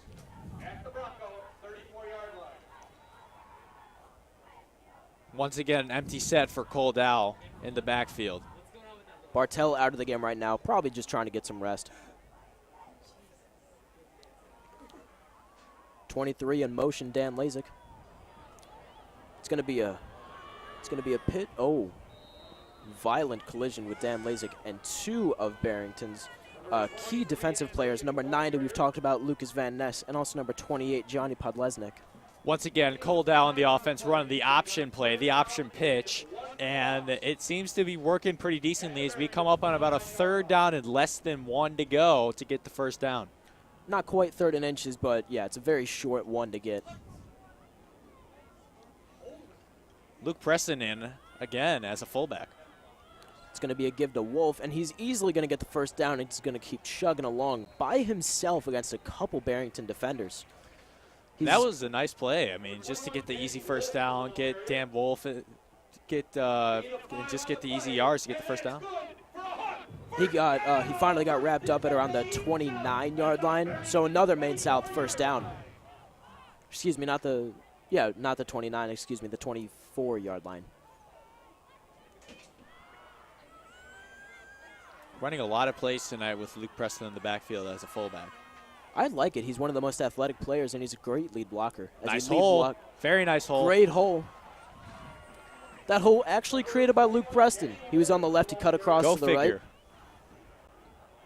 Luke Preston just helping the offense out every little bit tonight. Wolf and Preston are going to come out of the game. Lasic's going to be subbed back in. Not quite a first down, but almost there. Second and about 1. Dow again alone in the backfield. Maybe we'll see another motion by number 22, Nathan Smith. Low snap. Unexpected snap. That was a cheap hit by number 90, Lucas Van Ness. He was already cradled on the ball, and he just kind of threw his body at him. Yeah, that was not good. It was kind of a hit on a defenseless player there at that point because Coldow was already on the ground, and number 90, Lucas Van Ness, just comes in and tries to crush Coldow, which is not cool. Number 37, actually, Mark DiOrio, is actually trying to talk to the refs to try and plead their case. But it didn't work. That's going to be an easy first down, especially because we were only about 2nd and 1. Another very key penalty against Barrington on this drive. That is their third 15-yard penalty on this drive. 45 yards and penalties for Barrington on this drive. They got to tighten things up on the. We've had a lot of holds, but those have been 5, 10 yards. They've had a lot of personal fouls. They've had the personal foul, the pass interference, and now this. Right, and that's not going to help Barrington out, but it helps our Hawks out very nicely. Number 2, Kilberg in the backfield. Yeah, that was a false start.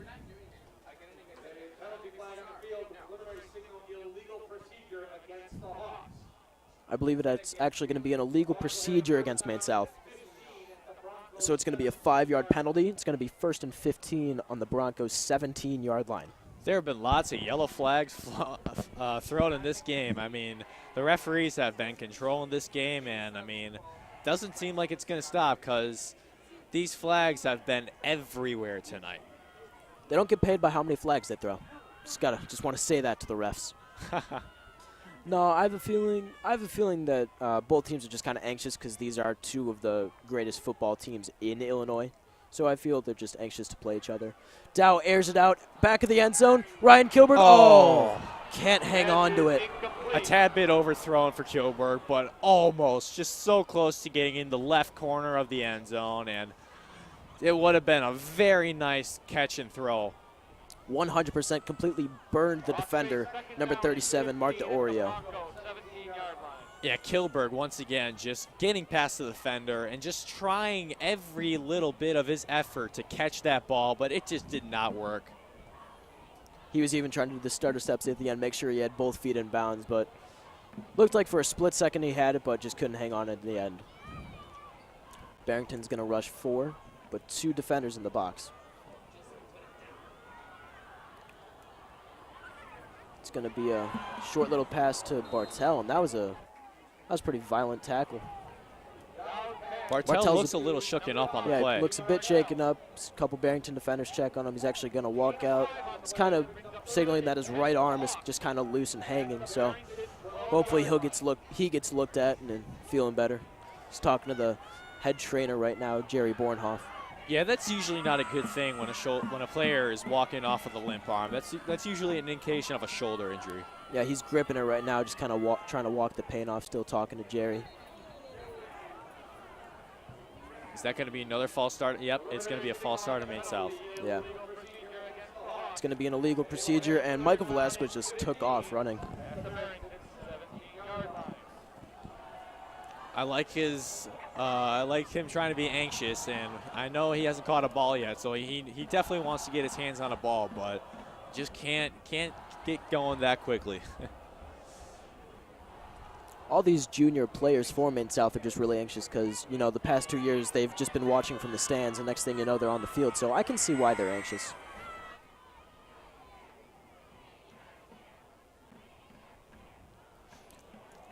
Blitz. Dow's going to escape a couple tackles but get wrapped up. He got shoved to the ground by number 22, Kevin Meckert.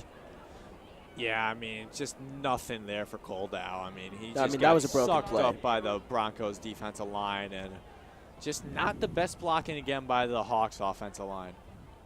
I mean, it was a broken play. I have a feeling he was looking something similar to that last play, but something with Kilberg or Velasquez.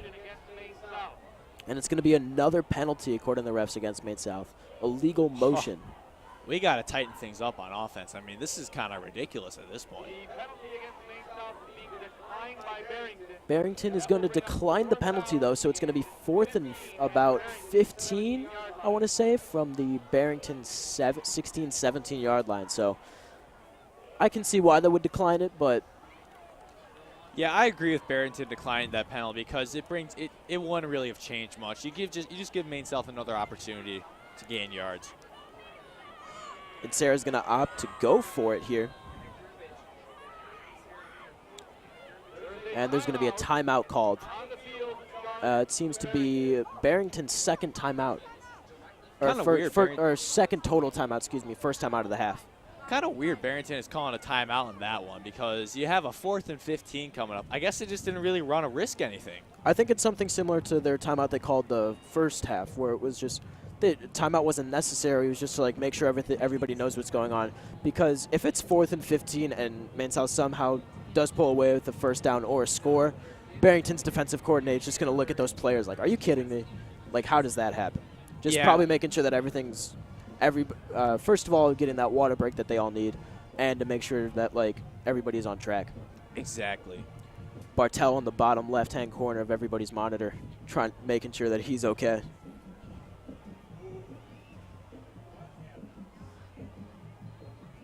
Maine South trying to figure out how they're going to convert this 4th down and 15. This is not going to be easy, and I'm just trying to wonder if like Coldell's going to throw it into the end zone for one of his big receivers, Velasquez or Kilberg, and just see if they can catch the ball.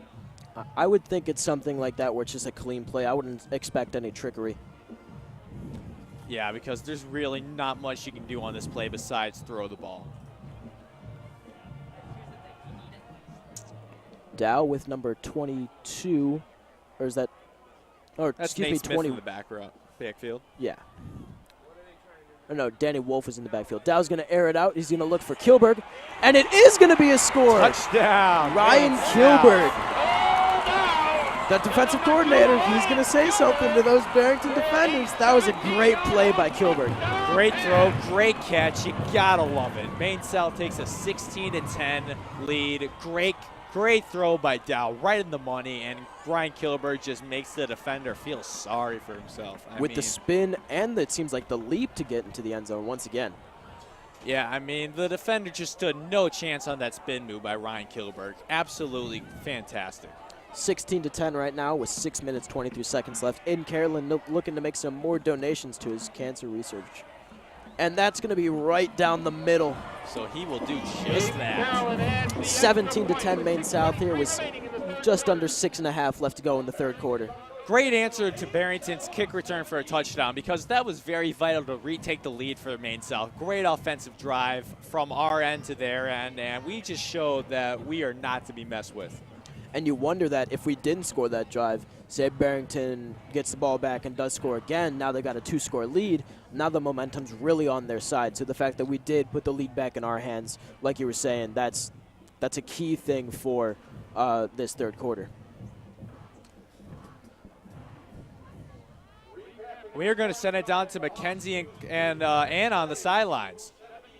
Hey everybody, welcome back. I'm Mackenzie Crone and I'm here with Anna Tenaglia, a freshman here for her first broadcast ever.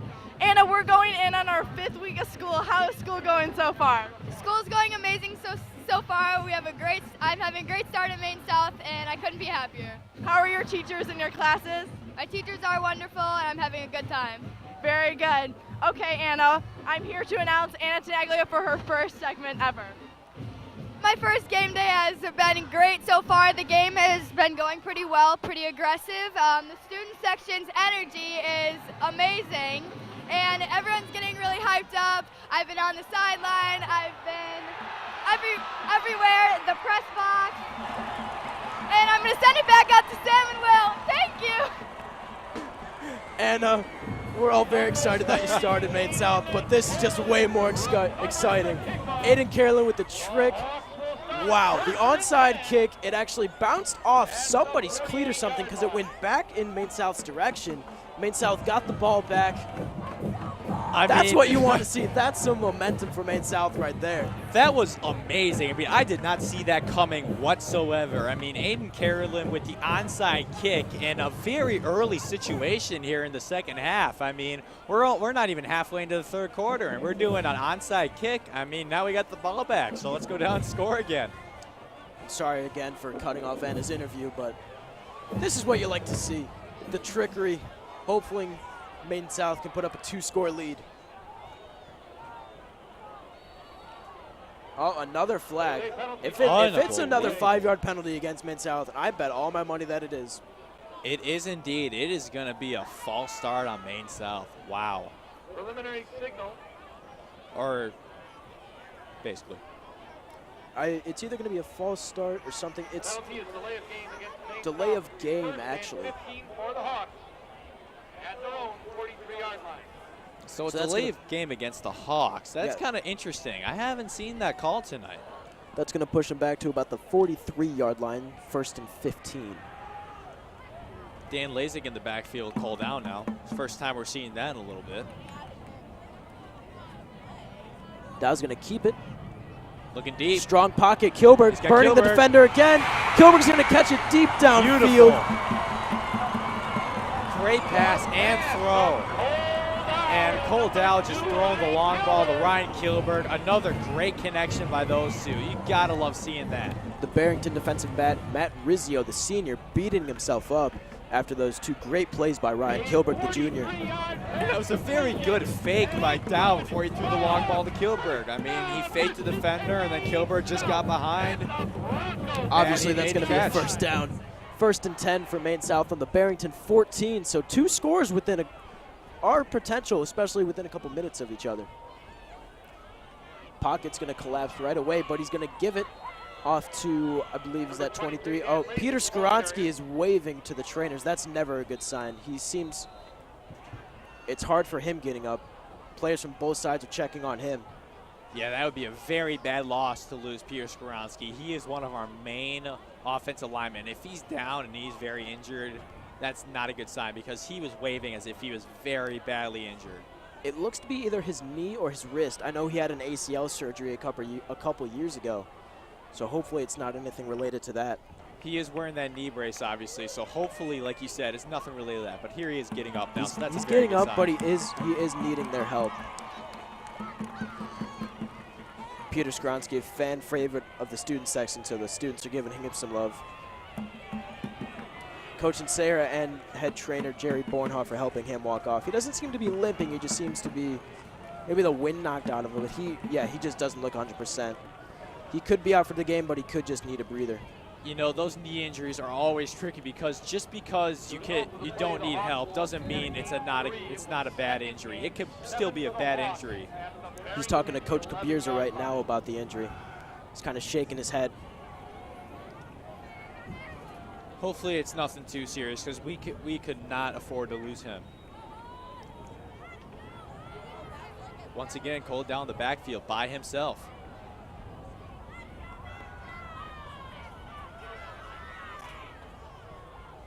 It's gonna be a draw. Fake the short pass. He's gonna run up for a little bit up the middle. He's gonna get about a 3-yard gain. He's gonna get to about the 7-yard line, I want to say. Or I misread that. It was only a gain of 1 according to the officials. And the ball's gonna be placed down at the 10-yard line, so it's gonna be about 3rd down and 5 for the Hawks.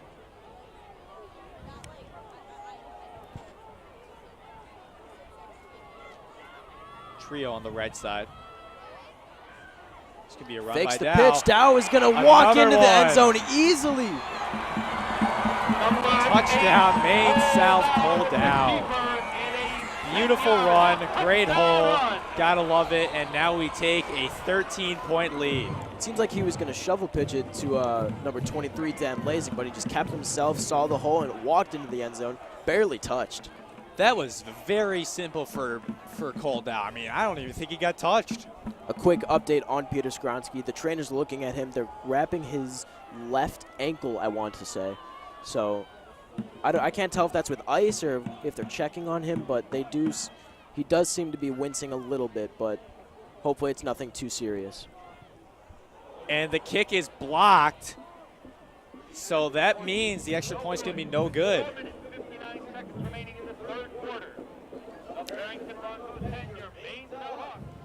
So it's only going to stay 23-10 Maine South, so the Hawks will maintain their 13-point lead. I tell you what, though, 2 scores within a couple of minutes. That's really good. I mean, that's fantastic. I mean, the fact that we got that onside kick and we're able to score so quickly off of it, it's just great. I mean, I just have a feeling because, like, only scoring 21 against Mount Carmel last week, coming off of 35 against Glenbard West, they really wanted to revamp the offense. Yeah, I mean, I like what Cole Dow has done so far. I mean, we've had a very nice third quarter so far. I mean, we started getting going in the second quarter, but the third quarter, this is where we've started to pick it up. So this is very nice that we have a 13-point lead now.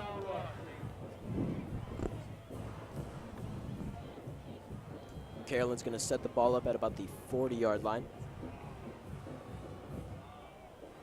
Going to go about 10 yards back like he usually does. Can we expect another onside kick? Probably not, but, you know, that was the point of it last time, to catch everybody off guard. And yeah, it looks to be, the right side of the starting. Oh, and it's going to be a squib kick. So, and number 22, that's going to be Kevin Mecker, is just going to slide down with it. So it wasn't necessarily offside. It was just kind of a squib kick. Yeah, I mean, we're just kind of switching it up on them. I mean, we obviously do not want to kick it to E.J. Darlington because we saw what he did coming out of the second half, and like, I mean, we definitely do not want to kick it to him since he is Barrington's #1 option. I mean, he can run. I have a feeling that's going to be their game plan for the rest of the game for Aiden Carolyn. Just either kick it a squib kick or an onside kick, or just kick it away from E.J. Darlington. Don't kick it out of bounds, though, because that's a penalty, and they'll get set up with good field position. Tommy Fitzpatrick back in the game. Fakes the pass. He's going to keep it himself, and he's going to get hit hard by Ryan Kilberg. Oh. And a bit of shoving by number 63 of Barrington. That's going to be Colin Kress against number 21, Danny Wolf. Yeah, kind of surprising to see an altercation like that after the play. It must have been like some sort of argument, to say the least, between the two going on there. I get that the emotions are running high, but you know, after the play, and you're nowhere near the down anyway. They were at least 5 yards away, so that's clearly just them talking to each other throughout the game, trying to get one another riled up. He's going to keep it himself again. He's going to air it out for an open man, and it goes right through the hands of the receiver. That's going to be number 24, Sam Sheedy. Number 25, Robbie Reeder III. Just goes right through his hands. I mean, there's nothing you can say about that. It was a good ball by Fitzpatrick. It just did not get to it. Reeder did not catch it. I mean, the blame goes to him for that one.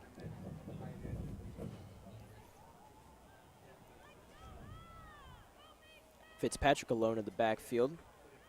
Potential run, but he's going to drop back. He's going to air it up the middle, up to number 7, E.J. Darlington. There he is again, just doing his thing. The X factor, according to all the reports. And once again, just E.J. Darlington making a big play for Barrington. Gain of about 30 on the play. Going to move the chains up a lot to about the Maine South 33, 30, 32 about. It's going to be a give to Michael Curran again. He seems to be their star running back of the night. A gain of about 1 at most.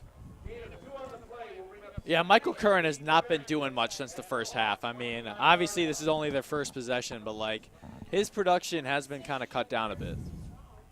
They just haven't been giving the ball to him as much, and he hasn't had those breakaway runs like E.J. Darlington has. He's just the guy where it's like, all right, we need 3 yards. Let's give the ball to him.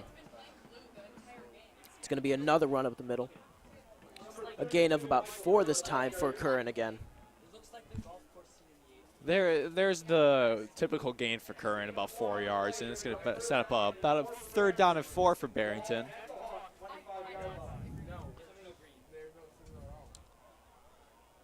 Manageable 3rd down coming up for the Broncos. Man in motion for Barrington. It's a sweep. He's got room. He's got room, and he's going to get knocked out of bounds by 2 Maine South defenders, number 5, Jimmy Bartell, and number 2, Ryan Kilberg. Number 4, the ball carrier for Barrington, that's Max Rayner, and he picks up the 1st down pretty easily by about 5 or 6 yards. It's going to move the chains. It's going to be 1st and 10 at about the Maine South 14-yard line. So not necessarily 1st and goal, but pretty close. Yeah, relatively close. Michael Curran in the backfield again with Fitzpatrick. Number 7, the X Factor in motion. And a whole bunch of trickery going on. The ball was given to Curran, but he was just wrapped up for a loss of about 1 or 2. A nice tackle by number 67, Dylan Harris there. Harris's first tackle of the game.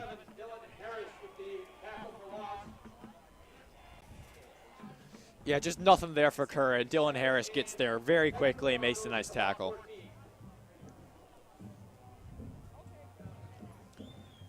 Same play again in motion. Darlington's going to be, pocket's going to collapse. He's going to look for an open man, and nobody near.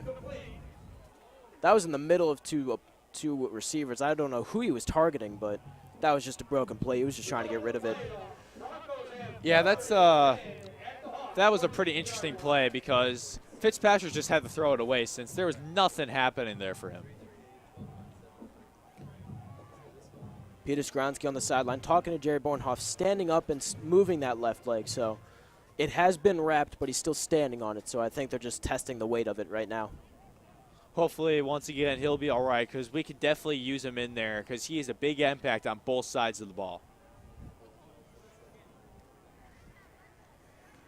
Barrington seems to be very consistent with their players compared to Maine South. They always seem to have Michael Curran in the backfield. It's going to be a lob over the middle.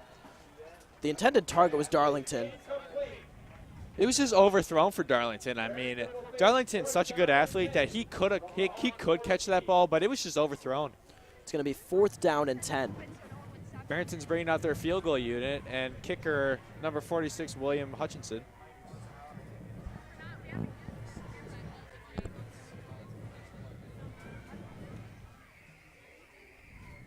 This is going to be about a 25-yard field goal.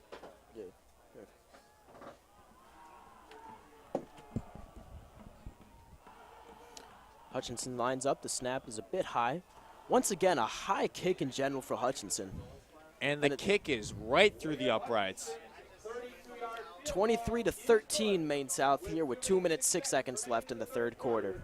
We still have a 2-possession lead, so I'm not too scared yet, but I think we are in good position right now to just maintain the lead in this game and keep going because hopefully we can just go down and go up by 17 now on this next drive. Just keep playing the way we're playing, you know. I mean, we have the 10-point lead. Defense just has to be strong. They've only allowed 13 points to a team who's been averaging 33 this year, so. I like to keep seeing Cole Dow throwing the long ball in the next drive too. He had that very nice throw to Ryan Kilberg on the last drive that set us up very nicely, and I'd like to see a play like that again because we've been very successful with that so far. Hutchinson and the Barrington special teams is going to wait on the 35 while the Maine South special teams get set up.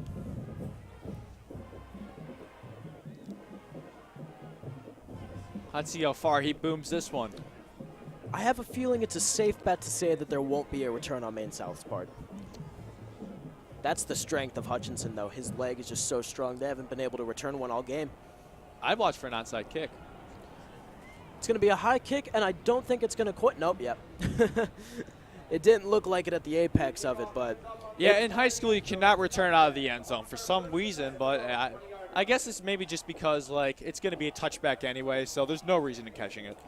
and it wasn't, so his first couple of kicks haven't even touched the black of the Maine South part of the end zone. They've just gone straight to the turf on the other side.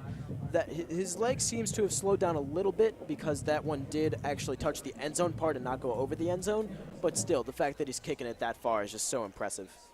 Yeah, I mean, his leg is just ridiculous for a high school kicker. Maine South hoping to answer back on offense. Jimmy Bartel back in the game, so it looks like he's okay. Peter Skronsky, however, is not. He is on a bench by himself, just trying to catch his breath, trying to get himself prepared, hopefully, for another series. The run did go to Bartel, but he did not get anywhere. It's going to be 2nd down and 10 for the Hawks. In to replace Peter Skronsky is fellow junior Nicholas Carnezis, one of the leaders of the sophomore team last year. Down once again with Bartel in the backfield. Dow's going to throw it. He's going to air it out, and it's going to be caught originally, but then dropped by Kilberg, number 2. He dropped it at around the 30-yard line, so it's going to be 3rd down and 10. That was kind of a dangerous throw by Dow, too, because Kilberg was being triple covered there, and if Kilberg wasn't there in the right spot, I mean, that could have been intercepted. So it was in a lot of traffic, that's for sure. So thank goodness that it wasn't, because that could have been costly.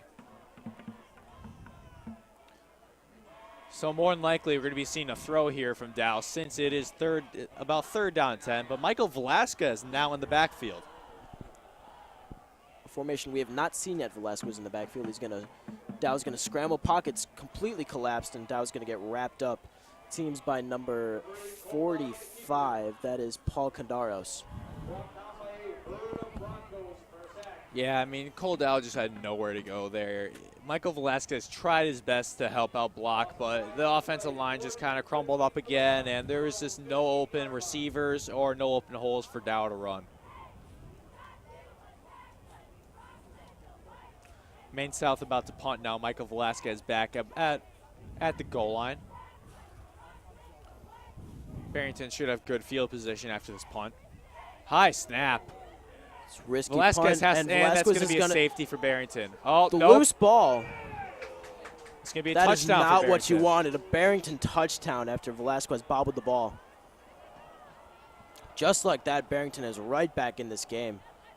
And all of a sudden, it is 23 to 20, or 19 rather. 20, assuming they make the extra point. And with the strength of Hutchinson's leg, I have a feeling it's safe to say it's going to be 23 to 20 here shortly. 37.5 seconds left here in the third quarter. That wasn't all Michael Velasquez's fault, because that was kind of a bad snap. He had tried his best because there was nothing he can do. By the time he caught the ball, he wasn't able to get it off. And in some part, it has to do with the offense, because they didn't have the best field position, but they just didn't capitalize at all. They had no gains of yards of that play or on that series. Hutchinson drills it incredibly high. And that's going to be good. 23 to 20, Maine South against Barrington. And another just high kick by Hutchinson. And all of a sudden, we only have a 3-point lead after the special teams mishap. Special teams mishap by Maine South leads to 7 points for Barrington. Hopefully that will not happen again, because turnovers like that are very costly in a very tight game between two very good teams. Now that we only have a 3-point lead, do you expect Barrington to do something similar to what Carolyn did earlier with onside kick? You know, since we were the one who initiated trick play, I'd be surprised to see them initiate a trick play, since we've already seen us do it, and I just feel that it would be unsafe for Barrington to try an onside kick since they are trailing by 3, and we would get good field position if we were to retrieve the onside kick. Hutchinson walks about 7 yards back, 3 yards to the left. It's going to be another high kick, and it looks like there's going to be no chance once again for Maine South to return it. Now that one goes out of the end zone like normal. So yeah, I take it back about Hutchinson losing his power because he drilled that one very far. I guess you can never doubt Hutchinson.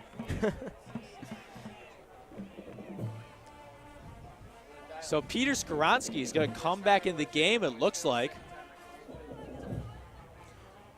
Or I misspoke. No, Peter Skronsky's still on the sideline, just still trying to put some more weight on that left leg. Just walking up and down the bench. You can tell he's just by himself. He's frustrated with the injury. He's talking to Jerry Bornhoff right now, the head trainer. It's going to be a give. Dow's going to give it off. And it was a great run. I can't tell who it is because it's such a pile of defenders. That was Nate Smith on the carry there. I misspoke. That was Dan Wolf. It was a great run. I mean, it was a 10-yard gain. So that's a Maine South first down. They're going to move it up to the 30-yard line. Yeah, very solid run by Dan Wolf. And, I mean, he just found an open hole and took it. But with 20 seconds left here and the clock still winding down, this might be the final play of the third quarter. I'd bag on that being true. It's going to be another give to Wolf. This time he does not get anything, only about 3 yards. And the clock is going to wind down, and you're going to see all the Maine South players and actually all the students as well, the cheerleaders, the band, and the student section all put 4 fingers up to symbolize the fourth quarter to not give up. So at the end of the third quarter, it's Maine South leading Barrington 23-20. This game is going to come down to the wire, and I'm very excited to see how this plays out because we have 2 very good teams going at it here at Wilson Field tonight, and this game has been just outstanding so far. I mean, you can definitely tell both teams want to win as much as the other team does. Final 12 minutes left. Both teams just trying to vie for that 3-0 mark on the season. In case you didn't know, Maine South is ranked number 3 in the state, and Barrington is number 11, both rankings by the Sun-Times.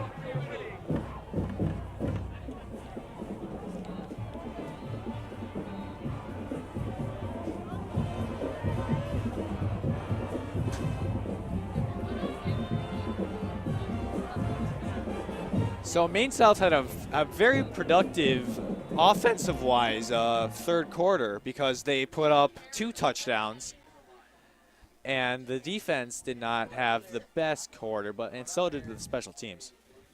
It's going to be a give to Wolf. He's going to cut it to the right. He's going to take a wide turn. It's going to be a great gain.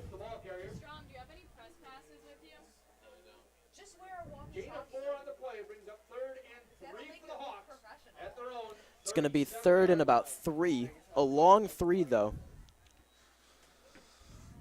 I'm kind of curious to see what Maine South does on this. I'd like to see called out throw, but I'm kind of surprised we have not seen a jet sweep yet by Michael Velasquez. Well, yeah, you mentioned about how they were working on that in practice. Maybe they're just waiting for the right time. Missed snap. It's going to be a penalty on Maine South. Yeah, flags are thrown. It's going to be a false start on Maine South, so that's going to make it 3rd and 8 now. Maine South will face 3rd down and 8 at their own 32-yard line. They're going to move it back to about the 32-yard line. Maine South now on a harder position to convert this first down since it is, like you said, 3rd down and 8. Coldell with Bartel in the backfield. He's going to air it out over the middle. It's going to be caught. Great catch. A great catch by the junior, 23. Dan Lazick, what a catch with 2 defenders on him. And Dan Lazick, a running back, catching that pass is very impressive too, because running backs typically are not one to get downfield and catch the ball. No, you look for them for screen passes or something. And that was a great play overall. Yeah, Dow just found the wide open Dan Lazick ahead of the receivers, and high pointed the ball, and we got a very nice gain of about 40 or 45 yards.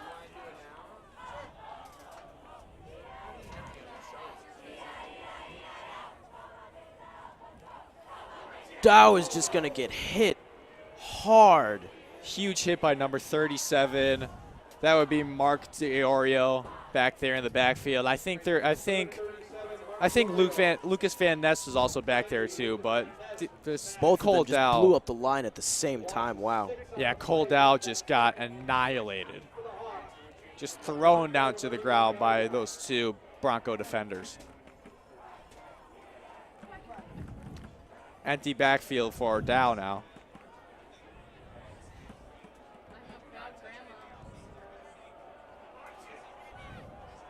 It was behind the intended receiver, who was Dan Lazick.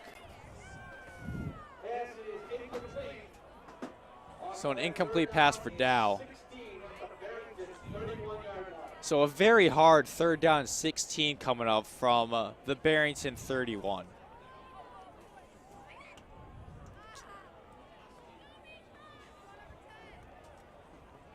Cole Dow is definitely going to have to air this one out to pick up this 1st down.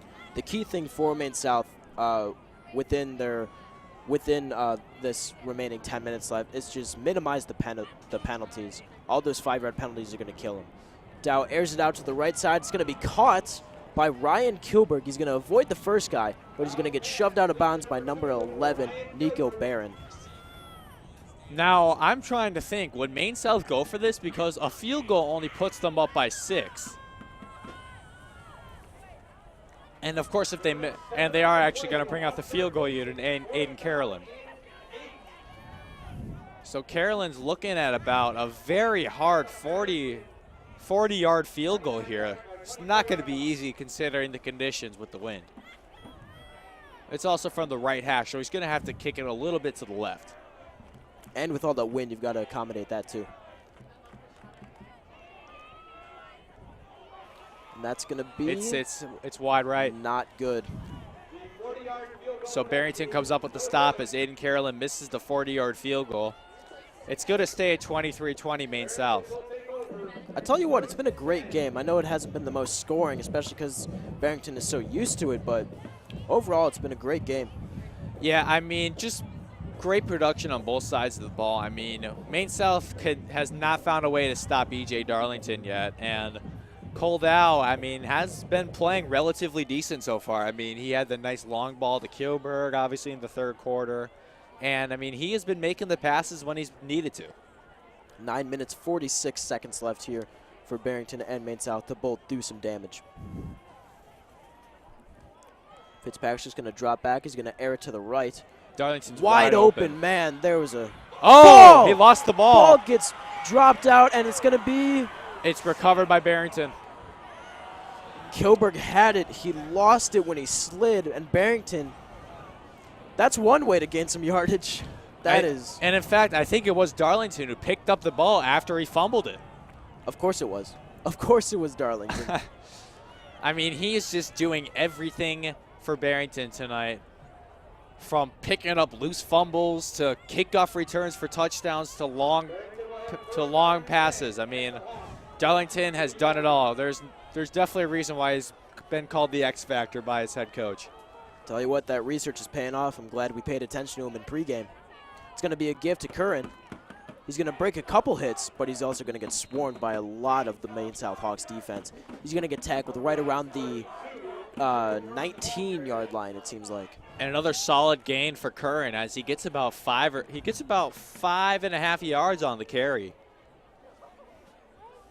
It's going to be about 2nd and a long 4 for Barrington. I tell you what, that fumble, they probably gained like 20 yards. Yeah. It's going to be a give to EJ. He's going to get hit hard by Bartel, excuse me. And finally, just tackling Darlington without him getting too much yardage. Well, yeah, because you tackle him and then he just keeps on chugging and he gets 3-4 more yards. But that was the first legit stop.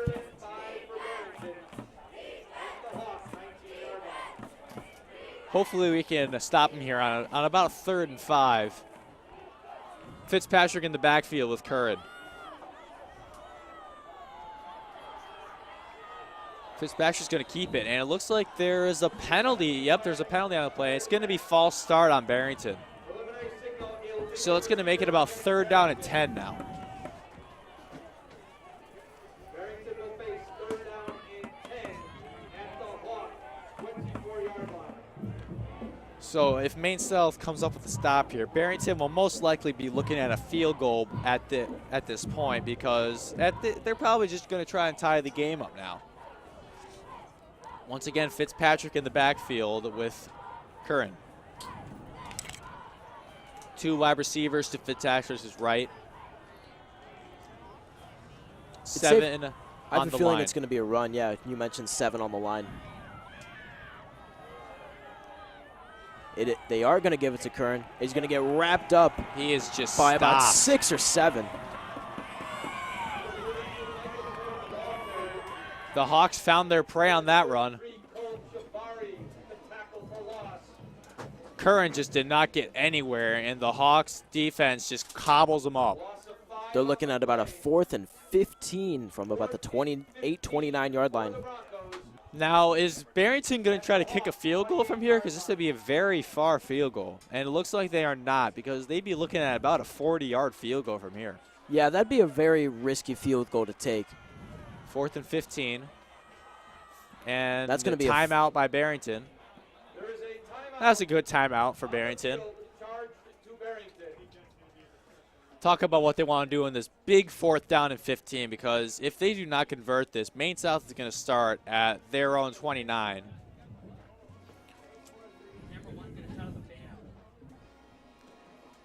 The Broncos looking to either take the lead or tie the game up on this drive. I have a feeling they're actually looking to take the lead, because you don't want to go for the potential to have an overtime, but I also feel like they do, like a field goal in this situation, it'd be very hard. You're looking at about a 40-yard field goal. Plus with the wind, I mean, Hutchinson does have the leg, we know that, but the wind plays so much of a factor into that. Yeah, that's very true. And to be honest, I mean, a overtime in this game would just be fantastic, considering that this game has just been wire to wire the whole time. I mean, there has never been a moment where one team was like really ahead of the other. Neck and neck, and on the 10-year celebration of the 2008 team. I mean, you couldn't have asked for a better game on a beautiful Friday night like this. So it looks like Barrington is actually going to go for it. 4th and 15 on the 29-yard line. It's a good call by Barrington, because a field goal would be pretty risky at this point. I can feel the stands getting shaky. And the pass it's going to is be incomplete. Knocked around. Intended for Darlington once again, but the throw is just not there, as he was covered up by about 2 or 3 Hawks there. I saw Wolf and Bartel get in on that action. I'm sure a whole bunch of other Hawks were in it too. And great stand by Maine South, as we will take the ball at our own 29-yard line. I tell you what, if Maine South can make the most out of that and put a touchdown up, and we're looking at a 30-20 game, 2-score game, I have a feeling Maine South just put it in the bag. And the time is just ticking away at this point, so Barrington is kind of running out of options now. 7 minutes, 13 seconds left here in the 4th quarter. Dow alone in the backfield. We're looking at trips right. It's going to be a screen. He's going to get a block, and he's going to get just potentially the 1st down. Maybe he got knocked out right before it. It looks like he's just short of the 1st down. That was number 5, Jimmy Bartel, on the screen. We've been working the screen a lot tonight. I mean, I feel that it's been pretty productive for us since, I mean, we've been getting yardage off it. It's going to be about 2nd and a couple feet. It's going to be handed off. And easily 1st down, but he's going to get wrapped up. A gain of about 3. Bartel is going to get the ball again. Bartel's production has been very good tonight. I mean, he has been solid even after he got injured.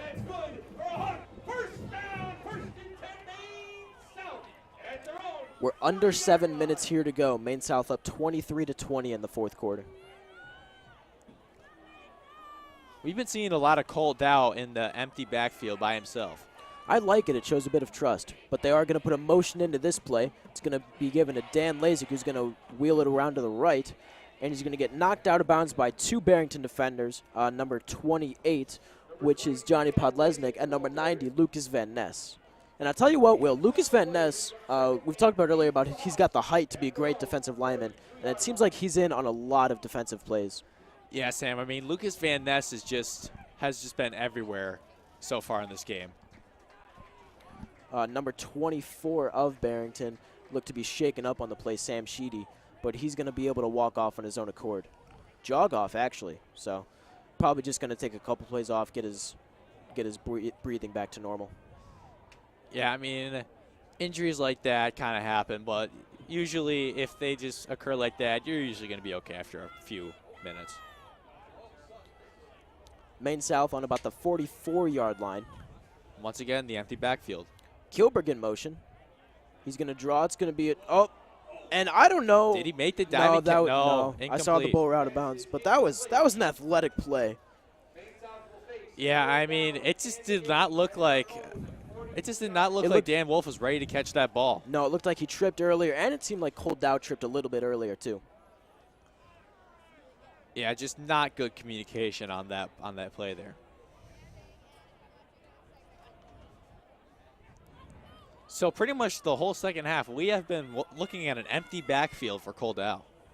Potential for another play in motion. No, it's going to keep it himself, but it's going to be a screen to Lasik, and he's going to get wrapped up by number 21. That's going to be Matt Rizzio. So 4th down and 6 coming up for the Hawks. We're probably just going to punt it at this point. Yeah, I'm expecting a punt by Velasquez. And they are going to send out their punt unit. Michael Velasquez back to punt again. Hopefully the snap will be a good one this time. A better snap by their long snapper, number 26, Jimmy Nuzzo.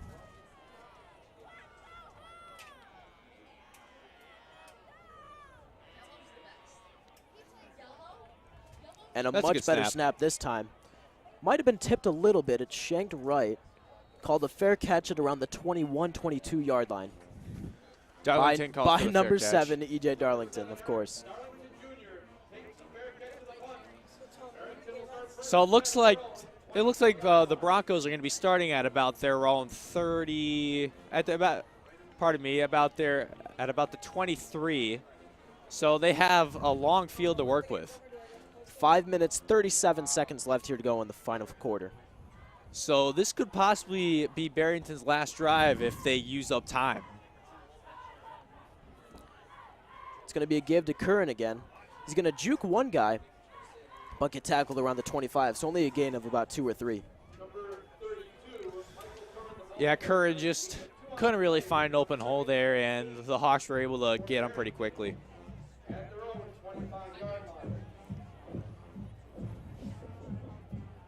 So a 2nd down and 8 coming up for the Broncos now. Fitzpatrick with Curran again in the backfield. It's going to be a throw. It's going to be a pass. It's going to be wide open, number 85. That's going to be Tim Lowe caught. Caught around the 40-yard line. I believe he was wrapped up by number 21, Danny Wolf. First time we've heard Tim Lowe's name tonight. But Fitzpatrick finds him wide open, so it doesn't matter.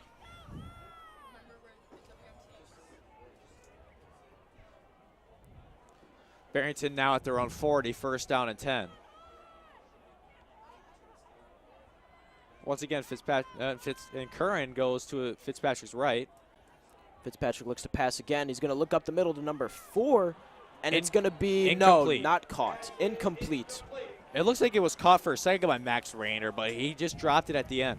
I think when he came down with it, his knee kind of poked the ball out. Fitzpatrick threw a decent ball. It was a little underthrown, but the incomplete pass. The athleticism made him get it at first, but I think, yeah, when he just fell down, it just kind of popped out.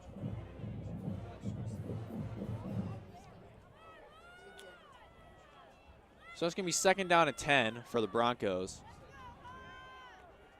Curran in the backfield. along with Fitzpatrick. Guy in motion. It's going to be a, nope, they're going to fake the motion. It's going to look up the middle to number 4 again. And that's intercepted. It's going to be intercepted, but there is going to be a flag. And more than likely, it's going to be pass interference against number 11 for Maine South, and that would be Brian Barry. Now, on that play, I saw a Barrington receiver did get shoved, but he was not the intended target. I did see Brian Barry kind of push off on the play a little bit, but I don't know if they're going to call it, and they are going to call it on Brian Barry. That's going to be pass interference on Maine South. So erase the interception. It's going to be a 15-yard penalty against Maine South. Wait a minute. Barrington is walking back.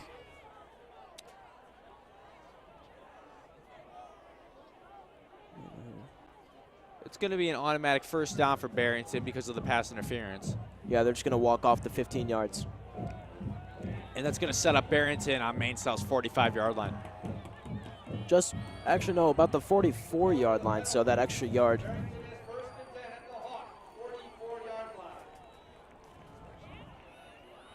Once again, Fitzpatrick with Curran in the backfield. It's going to be a fake screen. And going to be another flag. I have a feeling it's going to be on a Barrington offensive lineman. Yeah, I'm expecting a holding on Barrington on this one. And it is going to be a holding on Barrington. So it's going to be a 10-yard penalty for the Broncos, and that's going to basically put them back to where they were. And, you know, with all these penalties that has been happening, and especially all these big penalties, too, we've seen a lot of the 5-yard penalties as well, but it seems like Barrington, we were talking about earlier how they had those 3 15-yard penalties, but all these big penalties, they seem to be outbidding each other for who can mess up more. Yeah, I mean, I'd be very interested to see the stats of who has the more penalty yards in this game. I have a feeling Maine South has more penalties, but Barrington has more penalty yards. Because they did have the 3 15-yard penalties on the last drive. Correct. Fitzpatrick in the backfield with Curran. He's going to roll to his left. He's going to look for an open man. Number 4 is open downfield, but he's going to get flushed out of the pocket. Fitzpatrick's going to keep it himself and is tackled. Ethan Leach with a late hit, but the original hit was made by number 33. I believe that's going to be Cole Shivari. Yeah, Chiavari just came in and made sure that he put a stop to Fitzpatrick's run. So he couldn't get any more than 5 yards. It's going to be 2nd and 15 on just around midfield, about the Hawks' 49.5. Curran in motion. It's going to be a fake again. It's going to be a screen to number 17, and that's going to be a lot of yards. Number 17, Michael Beddard, is going to get knocked out of bounds around the 37-yard line, I want to say. Yeah, I've been very surprised at the lack of Michael Beddard in this game. Barrington tends to use him a lot in that screen game, or even looking like for a quick 10 or 15 yards, because Beddard is always there to be able to be ready to catch the ball, because he's a big target. There is going to be a holding on the play against Barrington, so that's going to negate that big play once again. So now it's going to set up Barrington with 2nd and 25. No, yeah, 2nd and 25. That's a long second down for Barrington.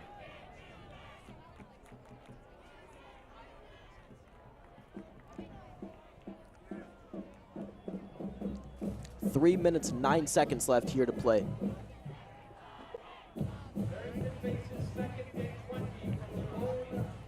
Second and 20, Barrington, on their own 46. They have to get to the Maine South 30. Fitzpatrick. They have to get to the Maine South 34, and they're on their own 46. It's going to be a low throw. It's going to be a fake. And if they can make this, that's an easy touchdown. What a great play by Barrington. Great trickery. That's a touchdown for Barrington on the trick play from the throw from E.J. Darlington to number 84. Or no, 85. 85, Tim Lowe. Darlington really can do it all. I didn't put it in the scouting report that the man can actually throw, too. When I was watching Barrington play, I did see them do a trick play very similar to that against Warren. So I don't know how Maine South didn't see that in their film work. Well, Barrington up now 26-23 with under 3 minutes here to go, 2 minutes 58 seconds, and awaiting the extra point. So this is Barrington's first lead since the first half. Since it was 3-0. Set 3-0. Hutchinson used to those high kicks. We'll see how far this one goes. I think I Maine South defender. Oh, it's blocked. And it's blocked. Great play by number 57 of Maine South. That's Johnny Halverson, the senior defensive lineman / linebacker. And now all of a sudden, both teams have had blocked extra points. So if Maine South can go down and get in field goal range and make a field goal, we will force overtime. Coach and Sarah having an emotional talk with defensive back Michael Velasquez. 100% it's about that trick play that occurred 2 plays ago. So the Maine South special team is going to have to come up in is probably not going to do much considering Hutchinson is kicking off here. But hopefully the offense will come on the field, and since we do have about 3 minutes left, we will be able to go down the field and at least get in field goal range to force overtime. 3 minutes is a ton of time in football standards. And only down by 3, we can easily tie this game up or make it 30 to 26. Hopefully Cole Down, the offense, can get some passes going and get the run going too, as we have 3 minutes left to tie up the game. Could we expect some trickery? Probably not. Hutchinson's going to boot it very deep. This And one this might is not shorter. make it to the end zone, yeah. It's going to be returnable. This is also the first time Hutchinson has been kicking to the north end zone. Almost lost it. That was kind of a late hit on Dan. Dan Lasik returned that ball. Got out to about the 23-yard line of Maine South. 2 minutes, 50 seconds to go, about 80 yards. So Maine South has the ball at their own 23-yard line. So Maine South will have to get a decent amount, get about 60, probably about 60 yards to get into field goal range, about. Yeah, knowing the win, and plus Aiden hasn't been the most consistent this game. Yeah, he's Kilberg missed in 2. motion. It's going to be a handoff to Kilberg with that burst of speed, but he's going to get tackled right around the 27. Yeah, time is just ticking down. I mean, Maine South is going to have to start picking up a little bit. I remember when I did play football my first 2 years here, every day before the game day, we would practice on 2-minute drill, where it was like the final couple minutes of the game, you got to work with your hurry-up offense. And I know Maine South is so good at practicing that because there has been so many games like that. So I'm not that worried about the amount of time left on the clock. Dow looks for it, and I don't know if he caught that. It was thrown to Wolf. Wolf had it for a step or two. I don't know if he ever truly had possession.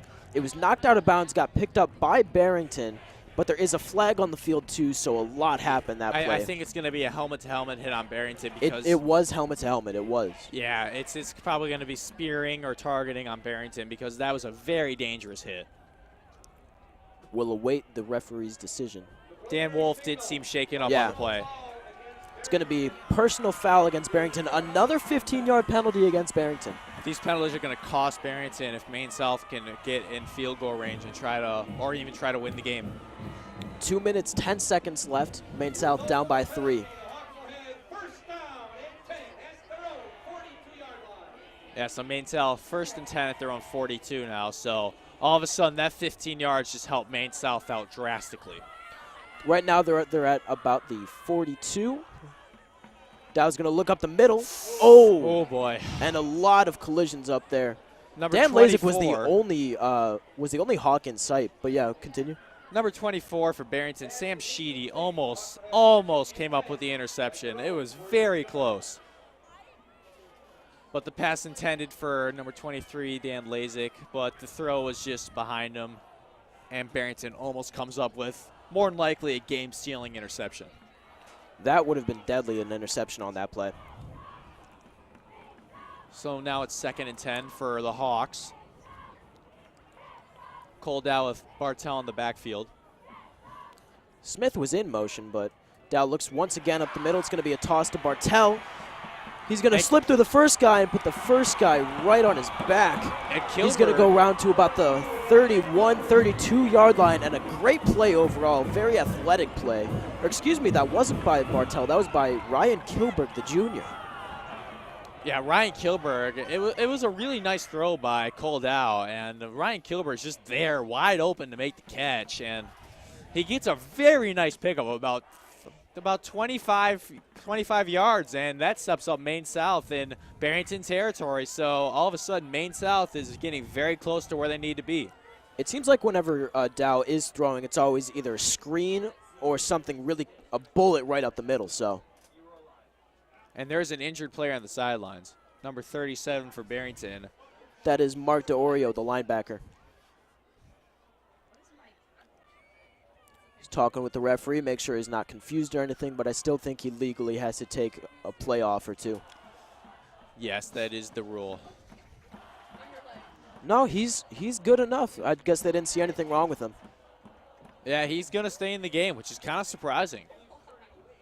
You're typically not allowed to do that after. Oh, wait. It looks like he is going to have to. No. Yep. DeOrio is going to stay in the game. So it's going to be first down and 10 for the Hawks from the Broncos' 36-yard line. Cole Dow with Lasik in the backfield. The refs are talking to center Sean Kelly because he was trying to hurry up the offense. I guess he was waiting to snap. I have a feeling he thought the clock was running or something. Now, Maine South has plenty of time to get into field goal range, so I see some run plays coming up here. No, yeah, I mean, there's 2 minutes, 5 seconds left, and it's first down, so I could see a couple run plays coming up. We also have all 3 timeouts, so that's going to help out.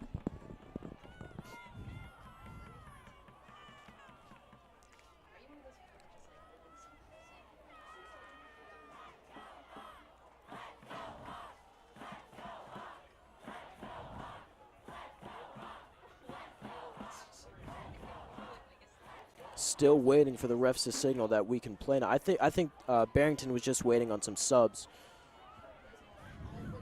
Number 26 for Barrington, the linebacker Matt Wilka, will come out of the game. A blitz off the edge by number 45, and he's going to be the first one to get the running back. Number 45, that is Paul Kondaros, the linebacker.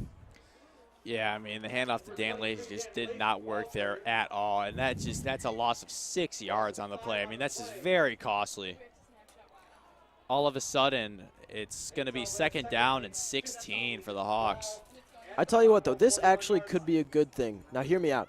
We've got 1:40 with the clock still running down. Say Maine South does put up a final score. We're looking at about under a minute left. That's not a lot of time for Barrington to score because Very they only true. have one timeout. It's going to be a great one-handed catch by Kilberg, but I have a feeling it's going to be ruled out of bounds. Yeah, great effort by Kilberg on the catch. I mean, that catch was fantastic, but that's too bad that it was just thrown out of bounds. 1:25 left here to play in the fourth quarter. Third down and 16 again for the Hawks. So, or pardon me, 15. They're right around the 41-yard line. They've got a ways to go. Dow alone in the backfield, looking for the pass. He's going to screen it to Dan Lasik. And he gets tripped up by a whole bunch of Barrington defenders. So Maine South has to go for it now. I mean, this is pretty much the game here. This is the play of the game. It's 4th and a long 10, potentially 4th and 11. If Maine South does not get this, that is essentially the game, even though Maine South has 3 timeouts left. But time is just ticking down. We're into the seconds now. This is going to be the play of the game, everybody. Dow looks back. He's going to air it out, and it's going to be, Incomplete. It's going to be broken up. The intended receiver was Dan Lasik. And that might just do it. Even though Maine South does have 3 timeouts, so they can stop the clock 3 times, but 48 seconds remaining. So their best hope is for Barrington to go 3 and out and then have to punt, and Maine South might have maybe about 30 seconds left. Yeah, not a lot of time left. I mean, Hopefully, he was like 20 to 30 it definitely seconds. was. It definitely had the distance to get the first down, but he just overthrew Lasik because Lasik is actually one of the smaller receivers for Maine South. Yeah, he is. I mean, Lasik tried his best to catch the ball, but he just could not get it. I mean, it wasn't a bad. It was a little overthrown. And Kilberg is going to stop Curran in his tracks. And Curran just got hit big time. It looked like it was number 57, Johnny Halverson, who came in and finished it up. But it is going to be 2nd down and 8 for the Broncos, and as Maine South calls their first time out of the half. And Halverson's that type of guy where he doesn't necessarily get all of the sacks, all the tackles, but he does every play right. He always knows what he's supposed to do on each play. And everybody talks about, in the NFL especially, who like J.J. Watt, because he always leads the league in sacks and everything. But they really undervalue the guys who just do everything right every game. Very true. And Halverson is one of those guys where he will not mess up a blocking assignment on offense or what hole to fill on defense. Yeah, I mean, it was very good to be able to stop him because there was only about 5 seconds that went off the clock. So if we do continue at this pace and we do force Barrington to punt, then we will get the ball back with about 25 seconds. Yeah, we're looking about 25 to half a minute left.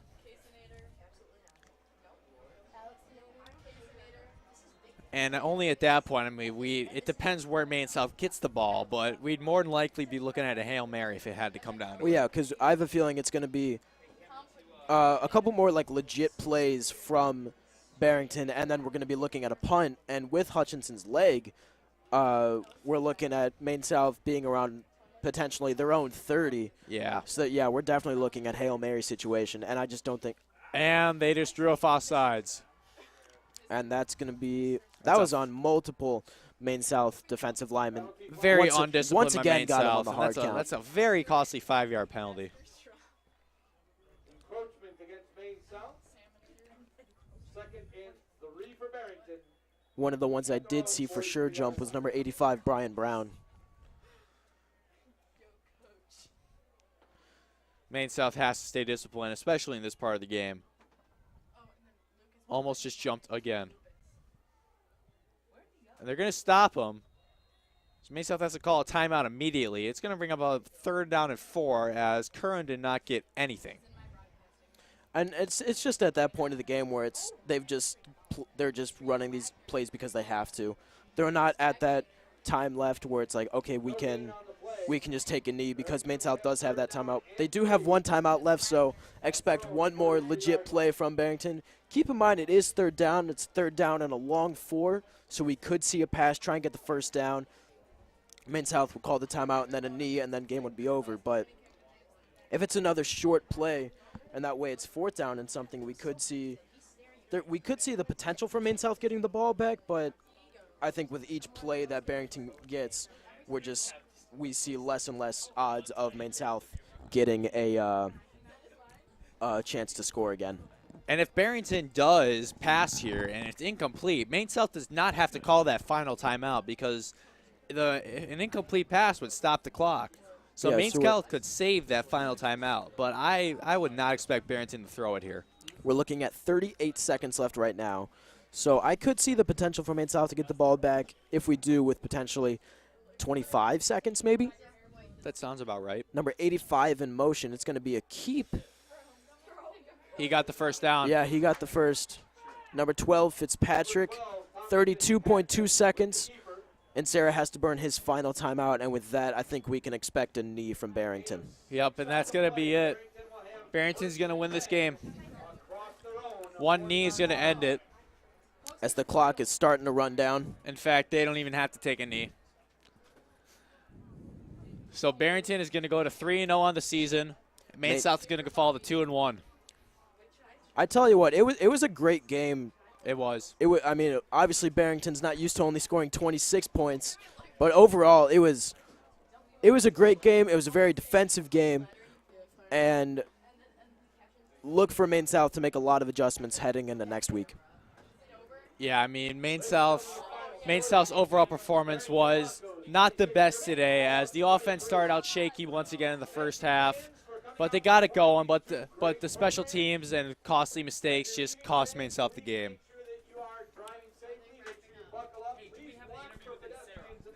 I believe we're going to have a post-game interview with Dave and Sarah coming up shortly.